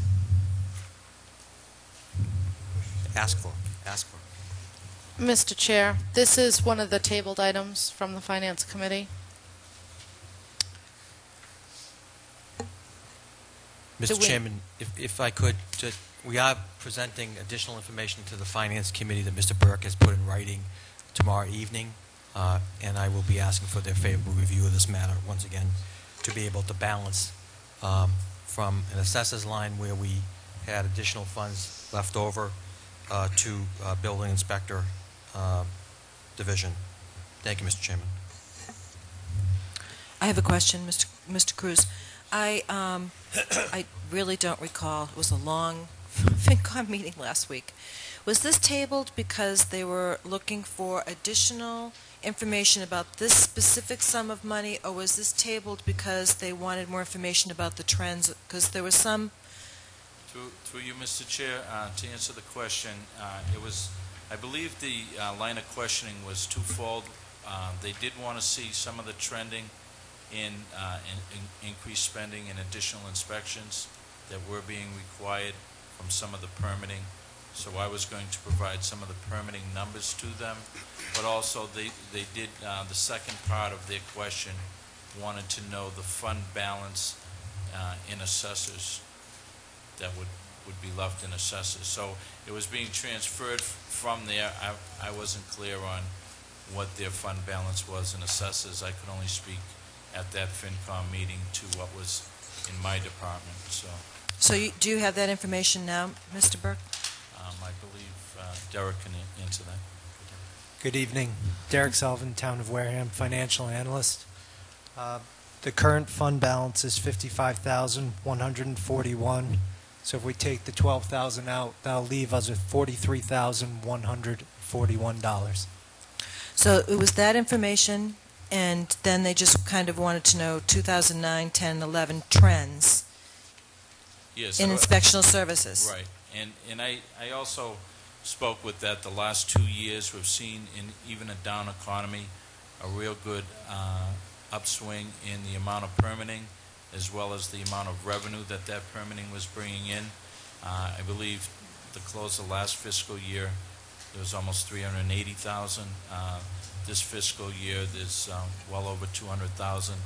And looking at some of the projects on the drawing board for the likes of a Walmart, AD Makepeace with their hotel, 3 other buildings of a restaurant, pharmacy, and bank, as well as some additional housing, and a second phase of their medical office building.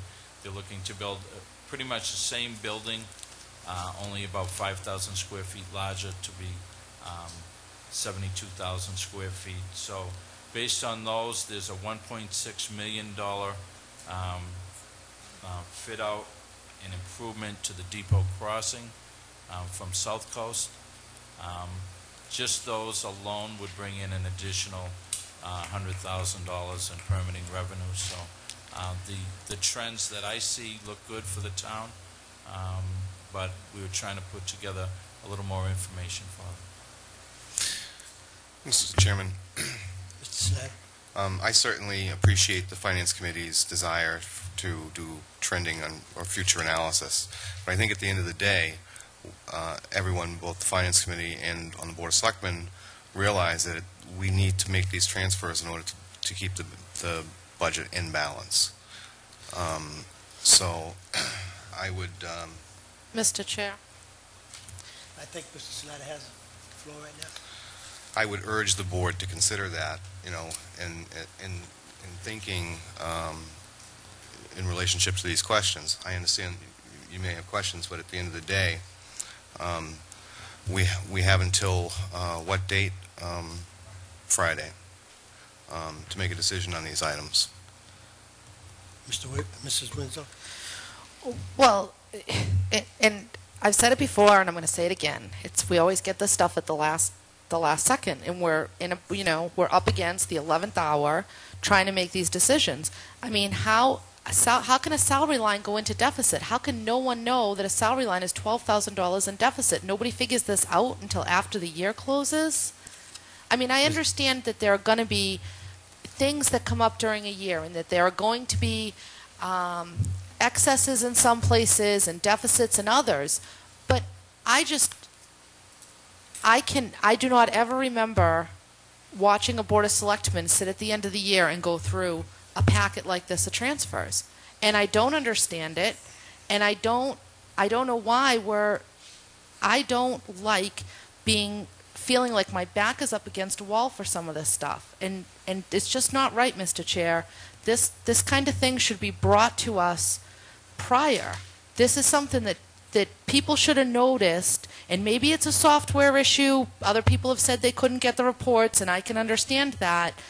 But folks need to know what their budget is and where their money is so that they can make decisions going forward for their departments. And if they're going to come up short, then they should be before the Finance Committee a long time before the middle of July. Mr. Chairman, if I could, through you, to Member Winslow, this is the process for all towns. You have 15 days through July 15th to cover the accounts payable period. And that means that we are getting to the final payments for all of our expenses and payroll, and that is the normal process. Unfortunately, because this has been written up in our audit reports, we have appropriation deficits. We are now taking a proactive stance to avoid appropriation deficits, and that's what we're trying to do here tonight, Mr. Chairman. Thank you. Any other question from the board? So if I'm hearing correctly, we don't give a rip what the Finance Committee says. Mr. At this Chairman, point, we're just trying to vote these through and get them done today, so we wouldn't need to meet on Thursday. Mr. Chairman, through you. I think it was 6-2 on this. Well, because I was asked this morning about a meeting on Thursday night to go through these table items after they were presented to the Finance Committee. So am I hearing tonight that that's not the case? Mr. Chairman, if I could, through you, the idea behind Thursday was just to give us an additional day if we needed it to take up whatever action up that would be required. Finance Committee is going to take these matters up. I talked with Chairman Heath this afternoon as a regular planned exercise that they set last week. And once again, this is was just to give us an additional day if we needed it. And I'm not certain that we do, but it was just to give us some additional flexibility, Mr. Chairman. Thank you.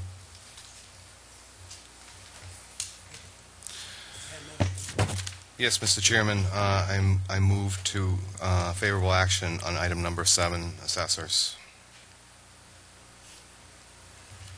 Second. Second by Ellen. All in favor? Aye. Aye. All opposed? Aye. Aye. 3-2-0. Mr. Chairman, if I could, thank you, Mr. Burke. Ask Mr. Campina to come forward with respect to item number 8. Guy, a very Reader's Digest version, but answer any questions relative to this.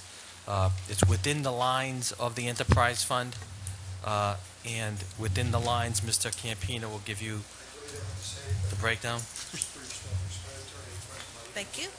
You can say something, Guy. But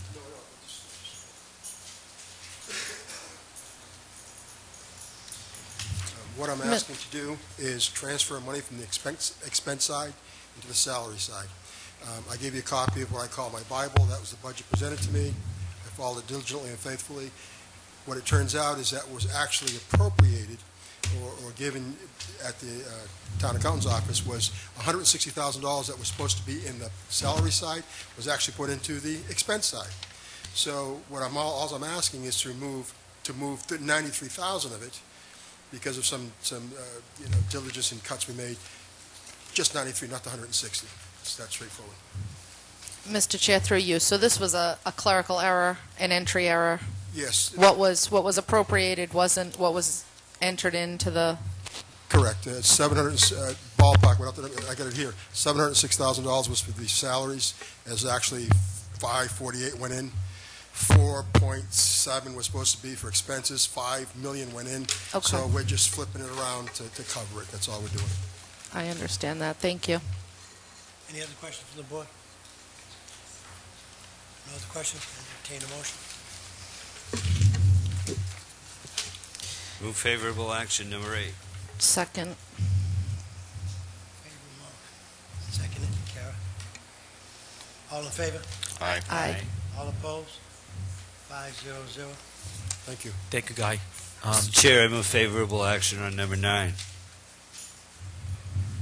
Motion. A second for discussion. What is the police drug money LET? Mr. Chair. What is the budget line item that you're looking to take the money out of? And you already heard my speech about the salary deficit, so I won't repeat it, but what is that line item? Can that be used for anything we want, or is it specific? No, I'm trying to put as much money as I can in the regular salary account. Right. So we stopped all spending in other areas to try to fill a void in the salary account. Right, but what is this account? What is LET? The,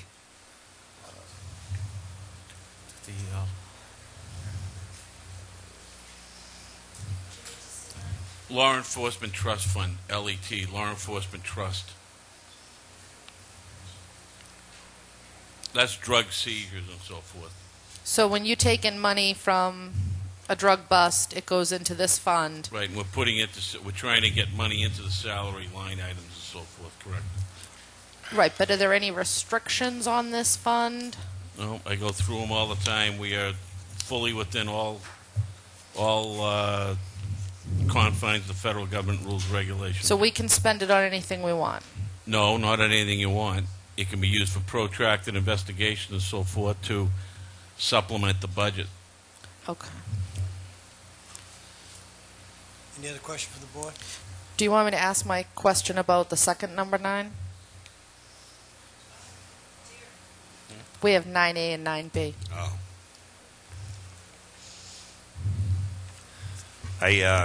Would you take back your second, Mrs. Winslow? You want me to take back my second? Yeah. Okay. I've identified the first one, police drug money, is 9A on the report. So I move favorable action to approve the transfer of $3,000 on 9A. Second. Any more discussions? Have a vote. All in favor? Aye. Aye. All opposed? 500. Move favorable action on 9B, police gift, S&W, $3,000. Second for discussion. Police salary. Second for discussion by Kara. What is police gift? Money that has been sent into us. We get donations and so forth to be used to help out the department. People will send in a gift and so forth. There was a gift account, and we're trying to strip that out and use it to assist in the salaries. So when people send you money, they don't put for specific things like to buy guns or to buy tasers. Sometimes they do, sometimes they don't. How do we keep track of that? They keep track. They have a spreadsheet back at the station. Okay. So this $3,000 isn't for anything that's designated? No. Okay. Any other questions? Just briefly, Mr. Chairman. Through you to Chief Steele. So these items are all within your budget that you submit on an annual basis? Correct. Okay. They're just... Any other questions? I would just... If not, motion was first and seconded. All in favor? Aye. Aye. All opposed? 500.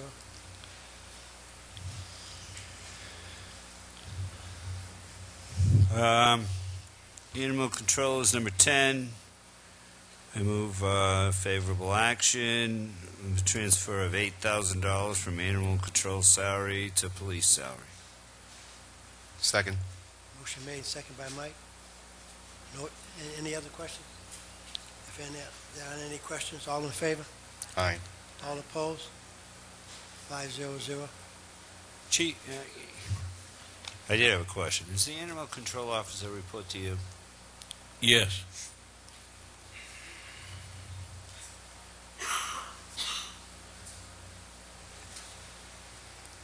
I'll call you. It's not that, what I heard the other day is in that comment about an animal control officer. I almost got attacked at a baseball game, so I'll give you a call in regards to that. Yeah, definitely. Someone should call. We'll get on it right away. Absolutely. So, Steve, did you want to say A on that one? Yeah, that's. I have to assign that one 10A. We'll just say 10B and then we'll be straight. 10B is 10B is the police expense budget. $17,000 transfer to police salary and budget. I'll second for discussion. What is the deficit in the salary line items? Substantial. Well, I'm getting that impression. Yes. Did you not get like monthly reports or?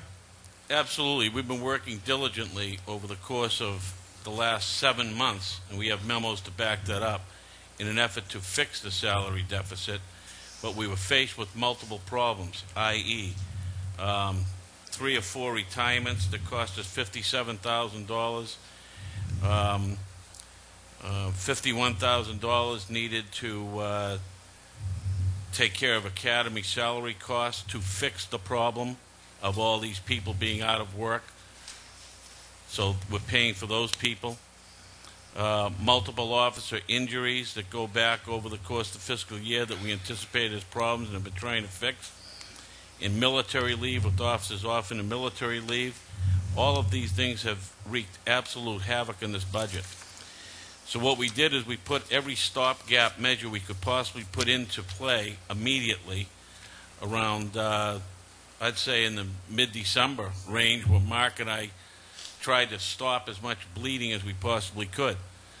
We were met with certain contractual obligations, in addition to the fact that the department was also faced with minimum manning standards that we had to maintain for the safety of the men as well as the community.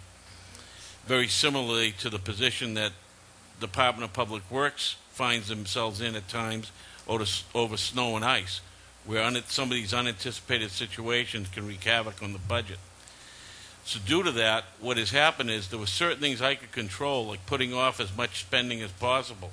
I was able to save $17,000 in expenses by putting off things, putting off as much as I could possibly put off, to the detriment of the department, but to assist in plugging the hole for salaries. So that is why you see some money left over in expenses as opposed to salary line item. Is this issue corrected in the FY12 budget? No, it is not. Thank you.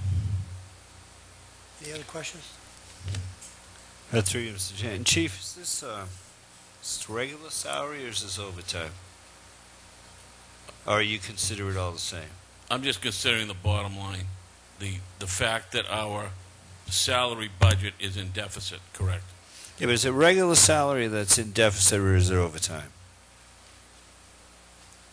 Well, I think it really doesn't, when you look at it, because if we It matters to down me because that's the question I'm asking. Yeah, is if it you're regular down- or is it overtime that's dragging this down? Dragging us down probably is the fact that overtime had to be expended to fill these 5 voids plus all the injuries. At times the department was down approximately, and I've got the number here, we were down at times. While you're looking at that, percentage. I just have, I'm not asking you for a lot of detail. We should know whether it's regular or overtime. The academy cost should have been known when we decided to put those young people on. So you knew about that money. It was going to cost us money in the academy. Have we put any of these officers on duty? I was asked that question this week. These officers graduate from the the seven academy. that we decided to hire 6 months ago. we grabbed 2 7 months lateral ago. civil service transfers to help reduce some of Right. the overtime. And in addition to that, we put 5 through the academy. Those 5 who are in the academy are due to graduate in a couple of weeks. You're going to see overtime dramatically decreased. This year's budget is fine. The trouble was we had to fix the problem with all those retirements and injuries and so forth. That's what we've done. Do we pay them while they're in the academy? Yes, you pay them on a regular salary they get for Recruit Academy, correct? Any other questions? There was about, Mr. Chairman, through you, there was about $70,000 or $80,000 worth of pay that came from the police salaries that came out for retirement as well, correct? Which was a large chunk of that, I believe, Steve. Is that correct, Chief? I'm sorry. There was a large chunk on the order of maybe $70,000 that came out, that was paid out to officers who retired and had accumulated pay, which is a large chunk of... That's correct, plus military leave and everything. And I'm sorry, Selectman Winslow, the issue you brought up, and I didn't quite hear it, but the issue you brought up is the problem fixed. Absolutely the problem is fixed. And in 4 weeks, when these guys get out of the academy, everything's going to be dramatically repaired because we're back up to where we should be without affecting the minimum officers in the street. So yes, the problem is fixed. Well, I appreciate that, Chief. I guess my frustration is that if we've known about some of these for a long time, we did bring to town meeting a number of different transfers. I just don't know why these weren't brought before the body that sets the salaries in the budget, because I do think it's important for town meeting to understand what our needs truly are and how a retirement or an injury can actually affect and have a dramatic impact on a budget like a police budget that's 365 days a year, 24 hours a day. It's not like you can just close down. So but it's not, I'm not frustrated with you per se. I'm frustrated at the packet. Any other questions? There aren't any other questions. There was a motion made and seconded. All in favor? Aye. All opposed? 5-0-0. Number 11, CPF Police Infrastructure, $10,000 to salary. Move favorable action. Motion made and seconded. There aren't any questions? All in favor? Aye. Aye. All opposed? 5-0-0. I guess we go to Thank you, Chief. municipal maintenance. Thank you, Chief, very much. Okay. Thanks, Chief. Mr. Gifford? Mr. Gifford. Number 12. Salary regular to R&M vehicles, $25,000, state mandated for safety. Move favorable action. Second for discussion. Mr. Gifford, Made and seconded. Questions? you had $25,000 left over in a salary account? No, actually, 50,000. That 50,000 is actually, Could you speak into the microphone a little closer, Mr. Gifford?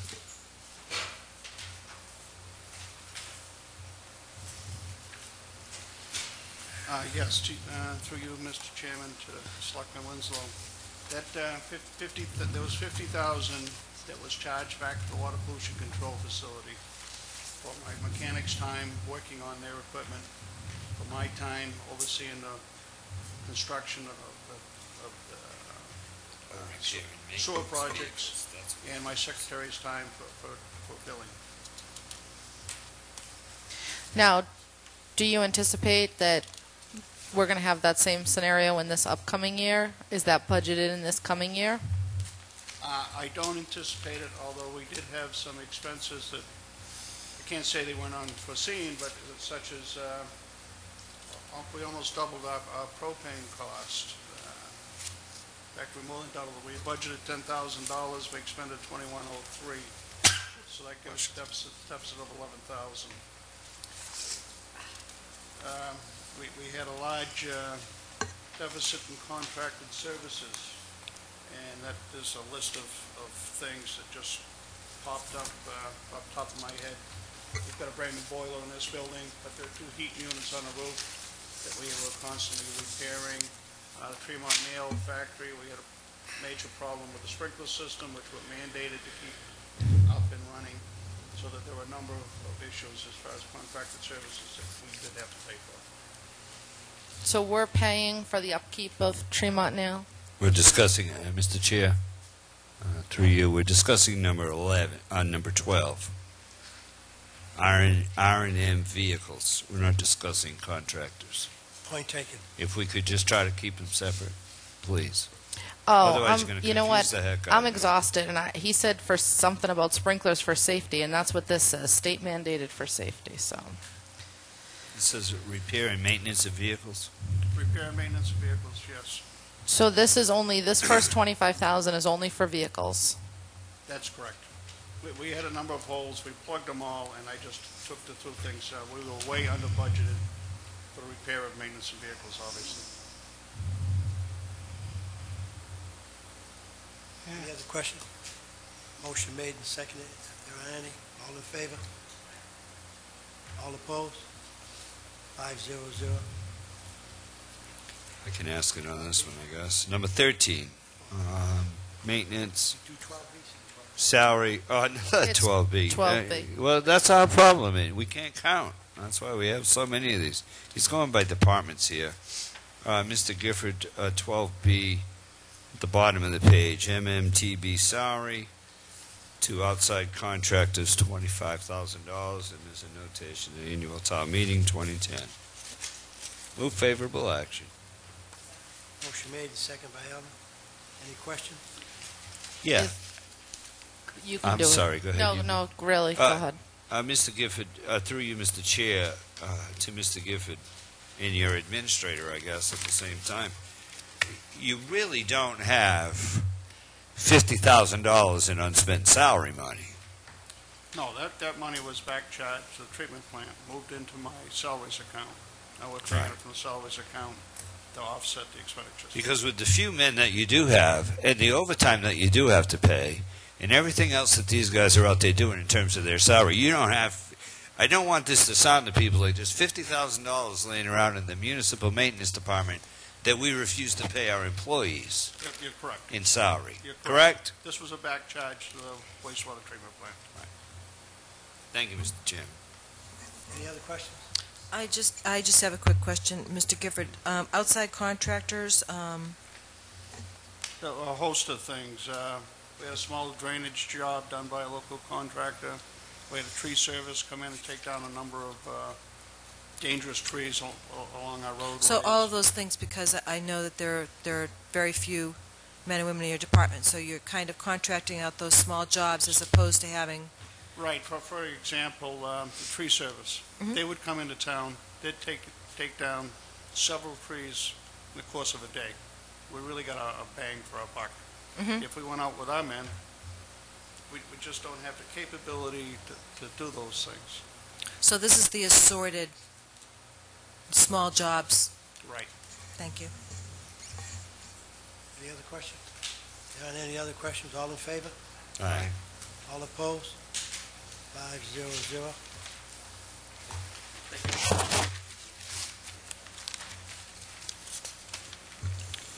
Okie dokie. We're now up to number 13. Mr. Chairman, if I could, From Frank. the audit Yes. to the town planner's salary, the amount of $28,000. Reason, Art 1, fall town meeting reduced planning by $33,000.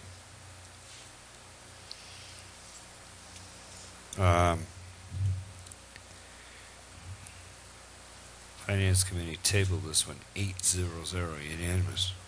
I wasn't at the meeting, so. I guess we'd make a motion, favorable action. Second. Motion made and seconded. Any questions? Yeah, I want to ask through you, Mr. Chair, to you and Mr. Schneider, who were at the meeting, why did the town, why did our Finance Committee table this? The actual backup is in the packet that we received, Steve. It's in relation to a town article warrant of the October fall town meeting.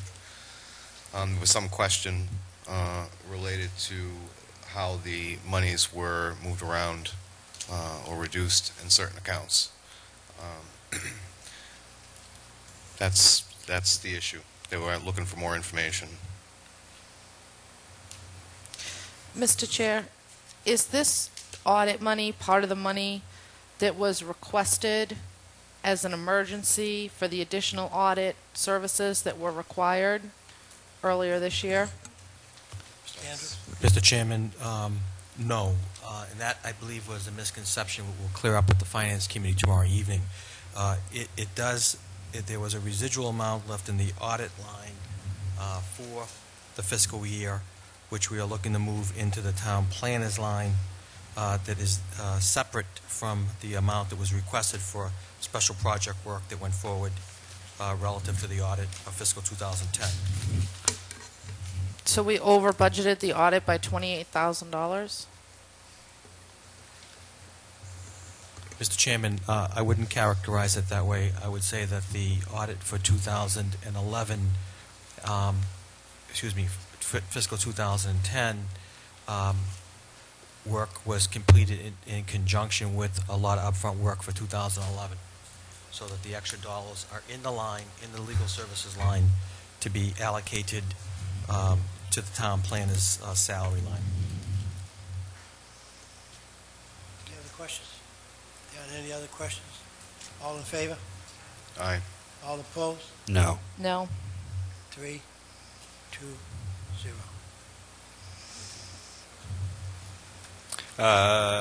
Number 14, a Board of Appeals expense to the Planning Board, $4,000 for land use, wetland protections, and legal devices.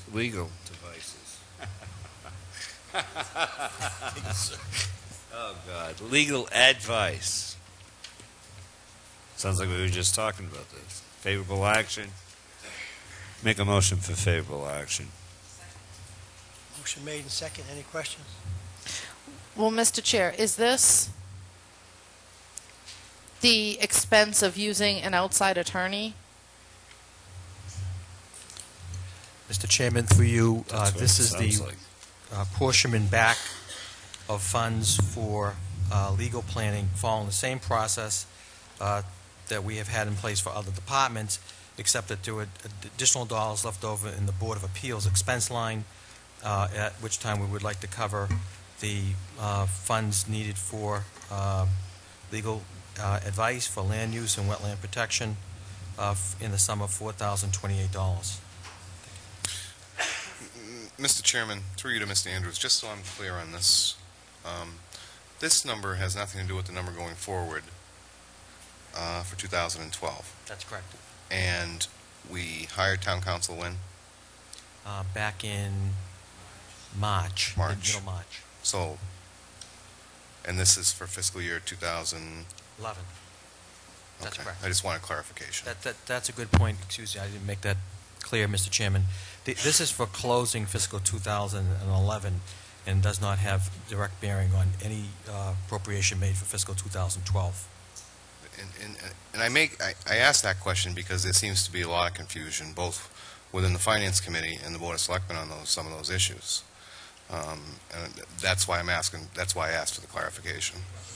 It's an excellent question. Any other questions? No other questions? All in favor? All opposed? No. 4-1-0.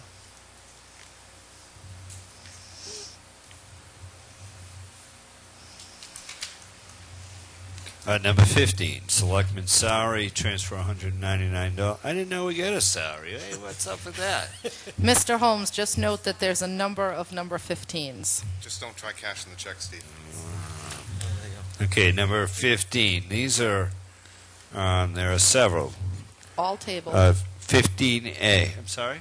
They were all tabled by the Finance Committee. Right, all these were tabled by the Finance Committee. Selectman's salary, the 15A, I'll call it, just to get it right. $199.14 from Selectman's salary to Selectman office supplies. Move favorable action. Motion made, second. Any questions? Any questions? All in favor? Aye. Aye. All opposed? No. 3, 2, 0. 15B, from legal services to Selectmen Printing and Mail, $14.04.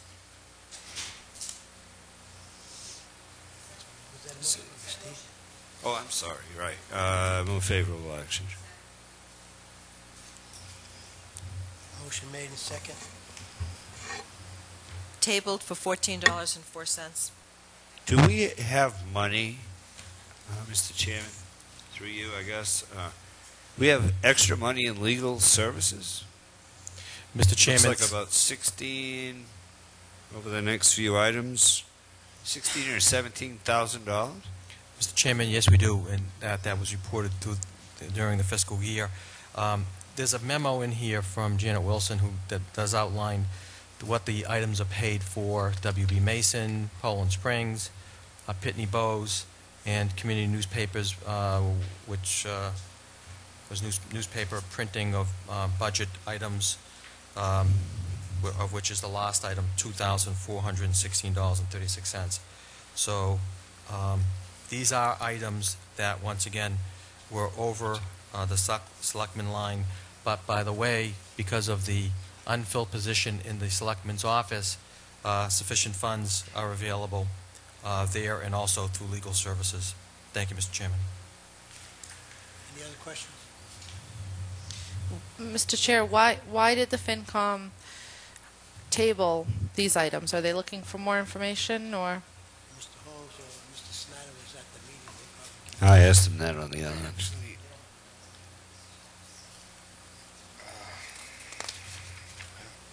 Mr. Chairman, I intend to present the memo that you have in your packet from Janet Wilson of our staff. So But their votes don't really matter, so maybe we could just keep moving on. Well, I mean, I just want to... Their vote matters not, apparently. I just want to say for the record that, you know, the Finance Committee is here to advise us. And I agree. if they tabled these, I'm guessing that they had a reason. Whether I agree with that reason or not is irrelevant. And we're going ahead and voting on all these. So what's the point of us having a Finance Committee if we're not going to let them advise us? I mean, just an hour ago, we said we had to take the advice from our attorneys because that's their expertise. The Finance Committee is supposed to be the, you know, the committee that knows our finances well to advise us.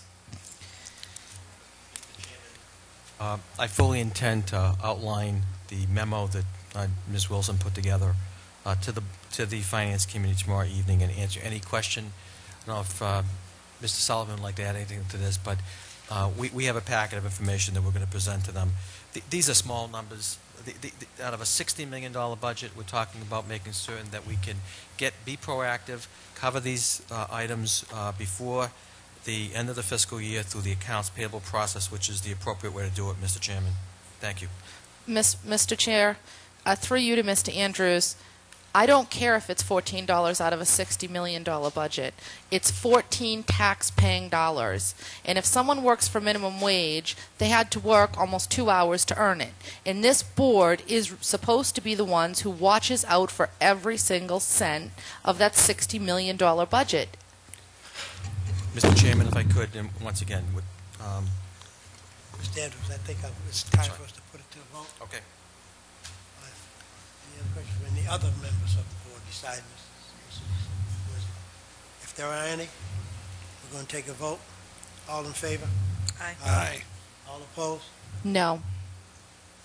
4-1-0. Number 15C, from legal services to the Selectmen advertising account, $821.20. Move favorable action. Motion made. Second. Second by Mike. Any questions? All in favor? Aye. Aye. All opposed? No. No. 3-2-0. 15D, from legal services to Selectmen's I'm sorry, advertising, $2,416. Move favorable action. Second. Motion made and second. Any questions? Excuse me, Mr. Cruz, through you to Mr. Andrews. I see these memorandums that are attached to just about every single transfer item that you have here. So this is to pay the community newspaper. So it was budgeted to be printed in the Wareham Courier. To publish, through you, Mr. Chairman, to publish the budget in the community newspaper. Right. So this is the overrun that was in there, That's correct. that you need to balance it. I understand. Thank you. Any other questions? So this was the information the Finance Committee had asked you That's correct. for? Okay. Memo. So you've that's what all these are, is what you're going to provide to the FinCom tomorrow? That's correct. Thank you. Or what, Thursday? Thank you. Tomorrow evening. Mhm. Any other questions? Any other questions? All in favor? Aye. Aye. All opposed? 2. No. No. Getting late. 15E, from legal services to selectmen expenses, $14,500. Okay, let me see what that is.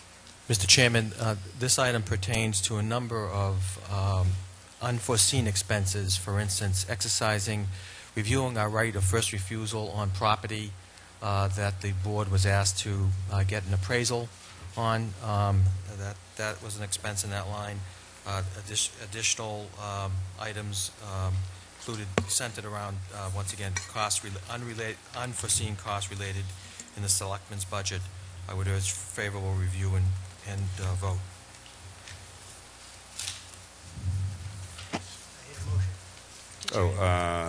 I thought I just, no, I didn't. On 15E, I did. Did you? I said move favorable action, just Okay. like all the others. Okay. Steve? Second. Ellen? Right. I know, I read it. Motion made and second. Any questions? No questions. Take a vote. All in favor? Aye. All opposed? No. No. Say that again. I need it. 320. Now you have 3 16s. Yes. 16A. From the Board of Health salary to the TA professional services, 2,000 dineros, $2,000. Move favorable action. Made and second. Any questions? Who's Sullivan and Lavin? Mr. Sullivan is sitting before you, Mr. Chairman, through you to Member Winslow, who had done some work as an intern at Juncture during the fiscal year, and as well as Mr. Lavin, who was a intern working on projects in the health department, and once again should have been covered from the health department. The subordinating documentation is attached. Any other questions? All in favor? Aye. All opposed? 500. 16B, from the Board of Health to the TA expense, $3,100. Move favorable action. Motion made and second. Any questions? Any questions? All in favor? Aye. All opposed? No. No. 4, 1, 0. 320. Oh, 3, 2. 16C, legal services, from legal service to the TA salary, $6,900. Move favorable action. Motion made and second. Any questions?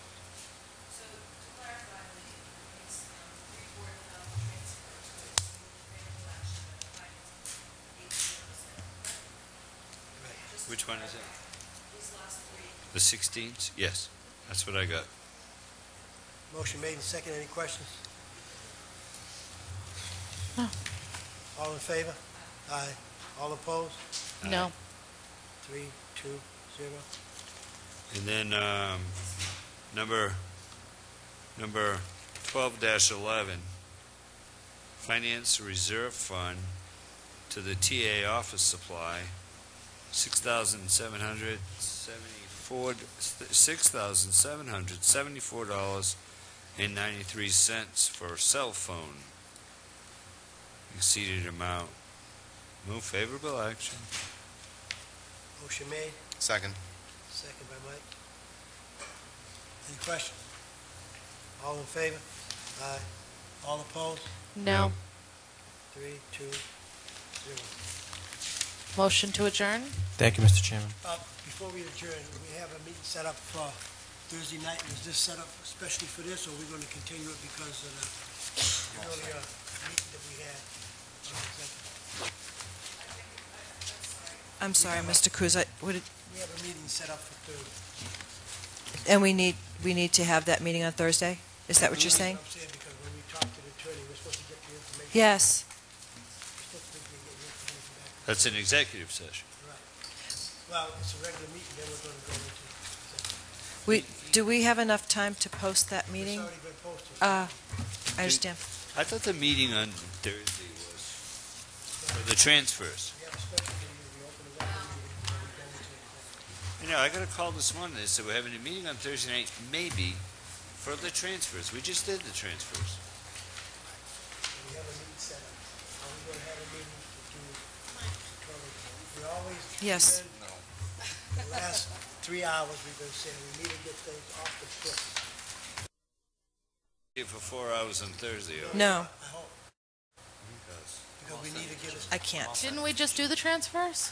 No, no, no. We're going to go open the meeting, then we're going to go into executive for the discussion we had earlier.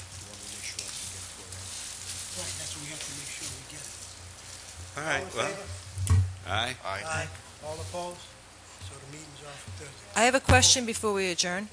We just did. No, it wasn't. What was that for? Wasn't. Jenny? No, no, no. That was for a meeting on Thursday. Oh, my God. And I would take that back and say, I would vote no. You're taking it back? You say no? Okay, you can take it back. Because I was told it was for transfer. My question is this, because I'm not sure of the legalities for all of this, but I just want to be sure that since Contract 3 was tabled, I want to understand that the legalities are that we don't have to take that up and have a date certain to discuss it. That's my question.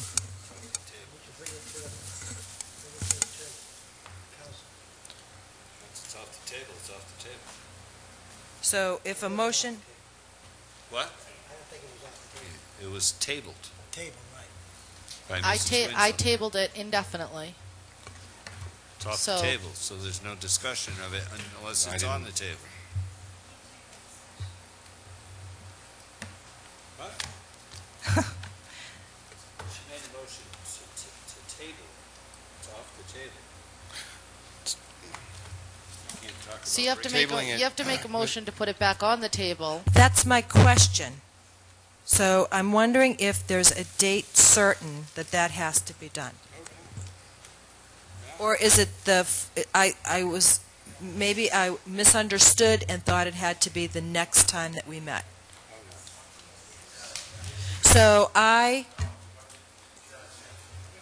So this is the time that we're meeting, that was after that.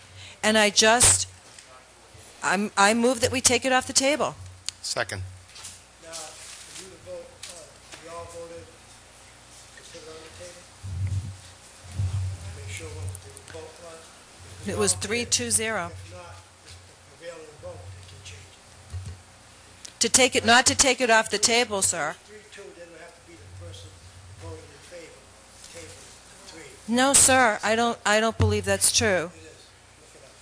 Look it up. That's for reconsideration, though, Mr. Cruz. On a motion previously made, the only way you can do it is if you take a vote and prevail it. Now, if all 5 of us voted on it, then we can all vote. So I need to, I don't think that's I'd like to see it in Robert's rules then, sir. I don't know what Well, the count was. Miss, Was it 3-2 can I- or was it 5-0? I don't know, but I had put a motion on the table when you said you wanted to discuss the Thursday issue. I'd made a motion to adjourn. Motion to adjourn. But no one seconded it and we didn't vote on it. That's what I thought we were voting on, to be honest with You can either vote to It wasn't adjourn- seconded. Mr. Chairman, You can vote to adjourn or you can vote to continue.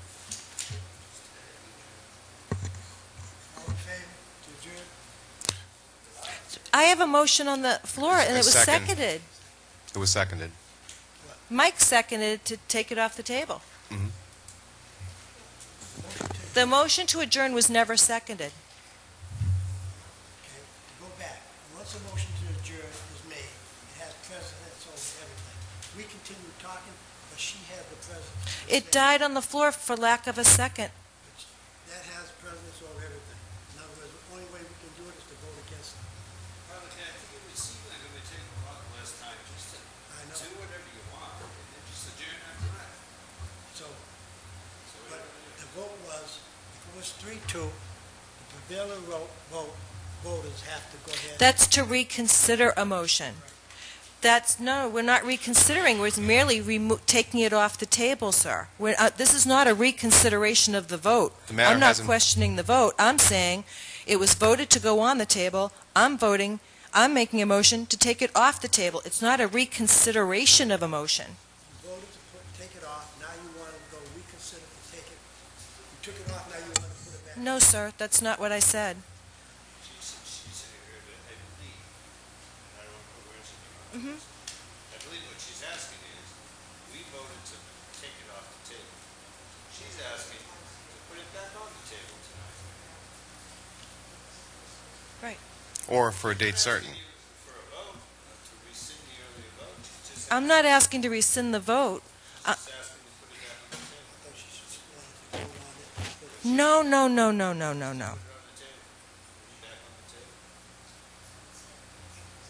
Now you've got me all confused. Here's my concern. This was my concern. When it was tabled, we have to take it off the table the next time we meet, which is right now. Right? Now, I don't recall the exact words I don't recall of Kara's motion. She said she tabled it indefinitely. I did not hear that word indefinitely. Well, that was not whether you heard it. It's matters whether that was the motion. All right. Then I want to go on the record. I want to go on the record that we're not prevented from having future discussions. I'd like to have date certain that we're going to discuss contract 3. Not from the audience, please. Well, someone needs to know. That's been going on for a lot of meetings, and it's time to silence it.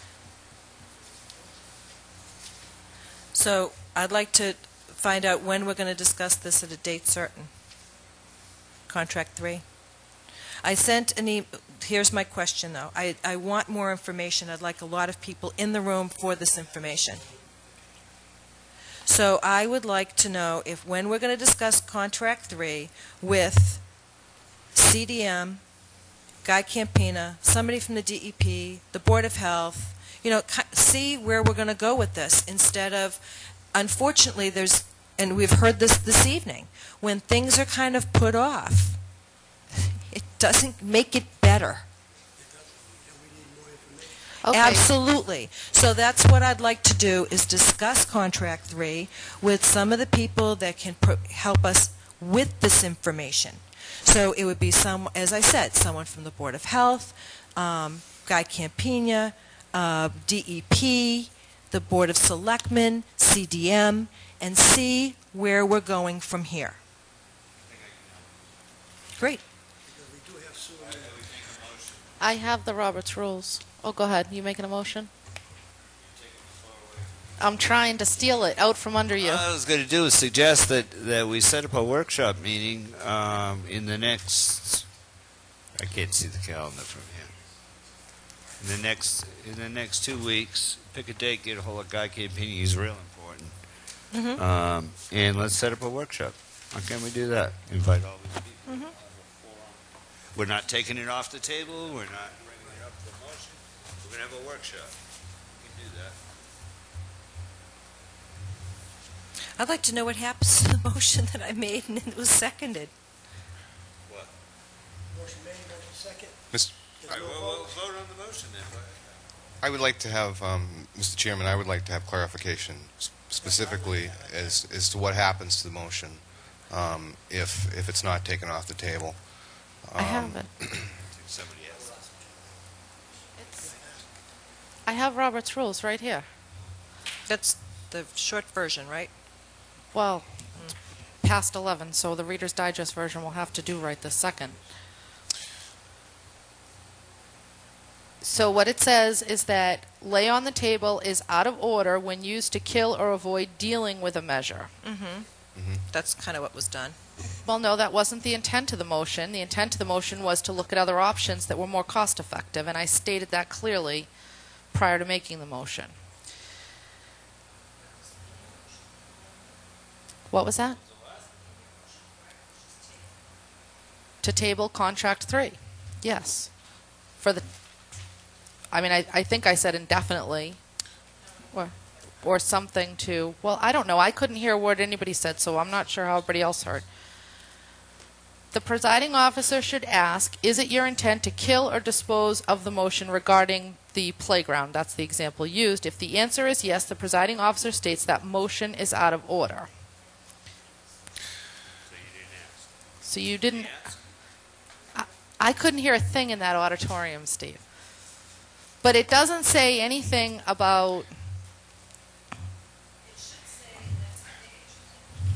It should say Blank. pretty much the next page when it needs to be discussed at the next meeting. Well, no, it uses as an example, it uses table the motion to the next. Had the member moved to table the motion to the next meeting, the presiding officer would have realized that the member's intent was to use the motion to postpone and would have handled it accordingly. So I guess what I'm saying is that the contract, the issue of contract 3 isn't a dead issue or indefinitely postponed so that we never have to deal with it. I guess my confusion is this. Who said that?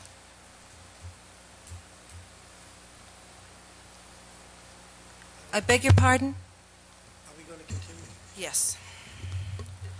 Is if I made a motion to remove something, to take something off the table, and it was seconded, I really don't understand why it isn't proceeding. However, Spend an hour talking about it, just take the vote. that's it. All right, go ahead. Mr. Chairman, if I may. I'm looking for clarification from the lawyer. Ms. You can go ahead and take it off when we get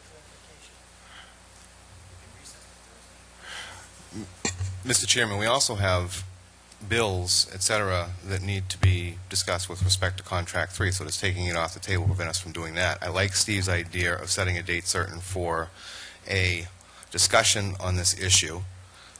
However, I think in order to have the discussion, it needs to be taken off the table. What if you're having a workshop? You're not planning on votes, you're not planning on, we're not going to move forward on contract 3 in the middle of a workshop. We're going to have an informational work session with Mr. Camping, Mr. Gifford, the CDM. There's no votes, there's none of that. Maybe I'm using the wrong, a working meeting with, it's a public meeting, we'll post it, so people can come. If the issue has been tabled, through you, Mr. Chairman, how can we discuss any money-related issues with respect to contract 3? We wouldn't be acting as a body, we're having a meeting, an information meeting. No, Mr. Chair, I think what Mr. Schneider's question is about the money that we expended from contract 3, which, so, and that's a valid question. I don't think that we have to take contract 3 off the table to have CDM explain to us how that's going to work, but that money that came out of contract 3 was actually for contract 2, if I remember correctly. So, even though it's been divided up into 3 contracts, it's all the same pot of money, if you will. It's all the same loan. So that dollar is just going to end up being incorporated into part of the betterment. Yeah, it's definitely, it's not, no, I don't think so because it's under any other sewer business, actually. Is that what this is being brought up on? There was a motion? Mhm. What was the vote? All in favor of taking it off the table? Aye. All opposed? No. 2-3. Now we have the motion. Motion to adjourn. Second. Motion made, second, all in favor? Aye. All opposed? No. 3-2-0.